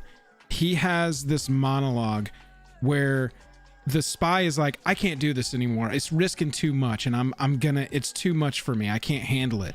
And Stellan's like, you fucking can't handle it? Do you know what I've had to do? That's not the words of the speech, but that's the gist of the speech is, you can't even imagine. And there's this one line, and I don't want to fuck it up, but it's something like, I have lit myself on fire just so that you can see a sunrise. And I was like, holy shit, this is one of the best Star Wars monologues ever. And it's just going to be completely forgotten because half the people didn't even watch Andor because they thought it was boring. Shit. I'll tell you, dude, there is no family in the movie industry that scares the shit out of me more than the Skarsgårds. Yes, dude. And it's because they're like incredibly good at everything that they do, and they play frightening characters because Stellan Skarsgård is in Dune. He plays the Elder Harkonnen in Dune. That is one of the few movies I really have not seen yet, and I have to go see it. And he is the also sci-fi guy. I happen to have a Dune shirt on right now, which is kind of funny. But is that the old Dune or is that new Dune? New one. I did watch old Dune, and old Dune's tough. Holy fuck. You and I should do a video of watching that and reacting, because there's a scene where the Harkonnens are just like chewing and yelling at each other. Yeah. And it's like the director, who I think was David Lynch, was like, yeah, you can just cough up the food in your acting partner's face, and then he's going to put his fingers in your mouth while you're chewing. It was the weirdest shit that I've ever seen. But Skarsgård as well in Chernobyl. This is one thing that I would recommend to everybody, is watch Chernobyl, because Chernobyl is 1,000,000% the shit. And Stellan Skarsgård is in that, and he's like just amazing. He plays a bureaucrat. Alexander Skarsgård played a major character in the last season of Succession, and holy shit, his character was so good, dude. Annie got mad at me for watching Succession, and then she stopped me in the middle of season 2 because she wanted to watch it, and then she never went and freaking watched it. And so now I have just stopped in the middle of season 2 months ago because Annie wants me to stop and watch it with her, but she doesn't want to take the time to catch up to me.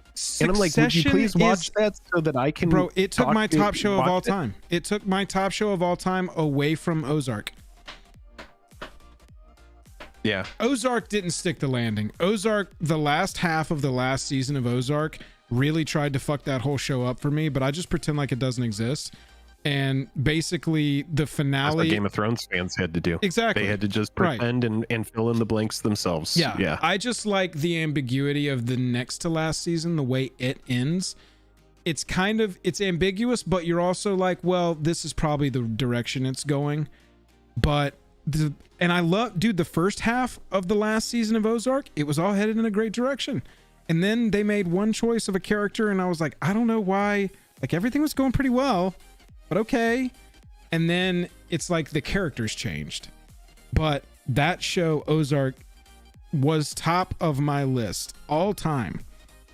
And I'm talking about a list like Breaking Bad is in the top 5. You know, I'm saying like Ozark, I was obsessed with this show. Succession, top to bottom, first episode to last, perfection all the way through. Very top of it. Oh, dude, Spectre, the very first episode of Ozark, where Jason Bateman is on his knees begging for his life and making up a plan in the moment, is some of the best acting you'll ever see in TV, period. Yeah, Jason Bateman is really good. He has some serious range, because he's definitely, like, if you were to say to me, Jason Bateman, dramatic actor or a comedic actor, my gut is to say he's a comedic actor. It's because of Arrested Development and Horrible Bosses and all the movies that he did after that. Tons of shit. Yeah. But then when you watch him in Ozark, because I did watch the first season of that, and he's just phenomenal. I remember that opening scene of that show, and I wish I could erase that show from my memory to rewatch it, because like season 2, season 3, about The Office. Yeah. Well, yeah. I mean, Office. Parks I'm watching all the super fan episodes to get the zany alternate universe version of The Office, which is I did that. Weird. Yeah, it is. And weird. you get like weird comments from characters that make them honestly deplorable sometimes. Like really, really big pieces of shit. There's like a moment from Kelly where she's like saying something she doesn't like about Ryan, and she goes through and she ends with just going, and he's gay. Right. Just like out of nowhere. Is that a joke that we're going with? Yeah. And it was fine in 2005. But you can see why they cut it from the show, because 100%. It just makes Kelly it just doesn't fit. Jim had a lot more stuff. Like, Jim already came across as kind of an asshole throughout the main series, but there was a lot of stuff they cut that made him into like, I don't really want this guy to win. So I'm glad that they cut it. Yeah, he's a huge douchebag. Even in the main show, when you watch, like, Jim and Pam are kind of D-bags, to be honest. Absolutely. They're just like the cool kids, but it's like, come on, you work at a freaking office. Seriously. Like, get over yourself. Well, I think that You know? one of the scenes he goes in with 3 pieces of black paper taped to his chest, 3 black circles, and they're like, Yeah. "What's your costume?" And he goes, "Oh, well, if regular paper, I'm not regular Jim, I'm 3-hole punch Jim." And whoever he's talking to just goes, I think Dwight. "Yeah, cool." And that's all Yeah. he gets, because that's how he comes across a lot. But yeah, those alternate scenes from The Office, I'm glad they cut a lot of them. Some of them are funny. There's some funny Yeah. jokes that got cut, but It's just like 6 or 8 minutes of extra content per episode, Yeah. which is a big deal when you think the original show was 22 minutes. And so having a 30 or 32-minute episode, there's a lot of material. That's essentially a whole extra half episode that they put in there. And When so it's I weird- find some stuff where I'm like, that is hilarious, where I'm just like, damn, that is just an iconic line. I can't believe it didn't make it in. But then there's other moments where I'm like, thank God they just cut that whole thing. it's the Yeah. closest I'll ever get to having a spidey sense is watching The Office with the deleted scenes cut into it. And when you come to a deleted scene, because I can watch Office in the background and quote the whole episode as it's going. You know what's not paying going on. attention. I know what's coming next. I know what lines are Like coming an next. audiobook Everything. Right, for your mind. exactly. You don't even need Exactly. the show. It's just Yeah, background yeah. noise for me. But when you watch the deleted scenes episodes, when it comes to a deleted scene, you're like, what is Whoa. this? What the hell is Yeah, it's like someone starts having a line of dialogue that you Jennifer, don't I think this recognize. is a deleted scene. Come watch. Yeah. Yeah, that's very funny. Yeah, that's funny. All right, well, we went way over, so now we should end the stream. Everybody, thank you so much. We love you. We will see you. I'll see you Friday. We'll see you next Wednesday. I'll see you Friday for some Starfield. Go subscribe to the gaming channel and we'll play some Starfield all day on Friday. Taking off of work.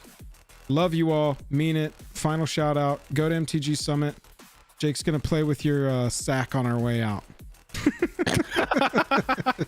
This is me catching raindrops in the sun. Yeah, you can call it whatever you want to call it, but we know what we're looking at. This is me just catching the raindrops outside and they're falling through my hands.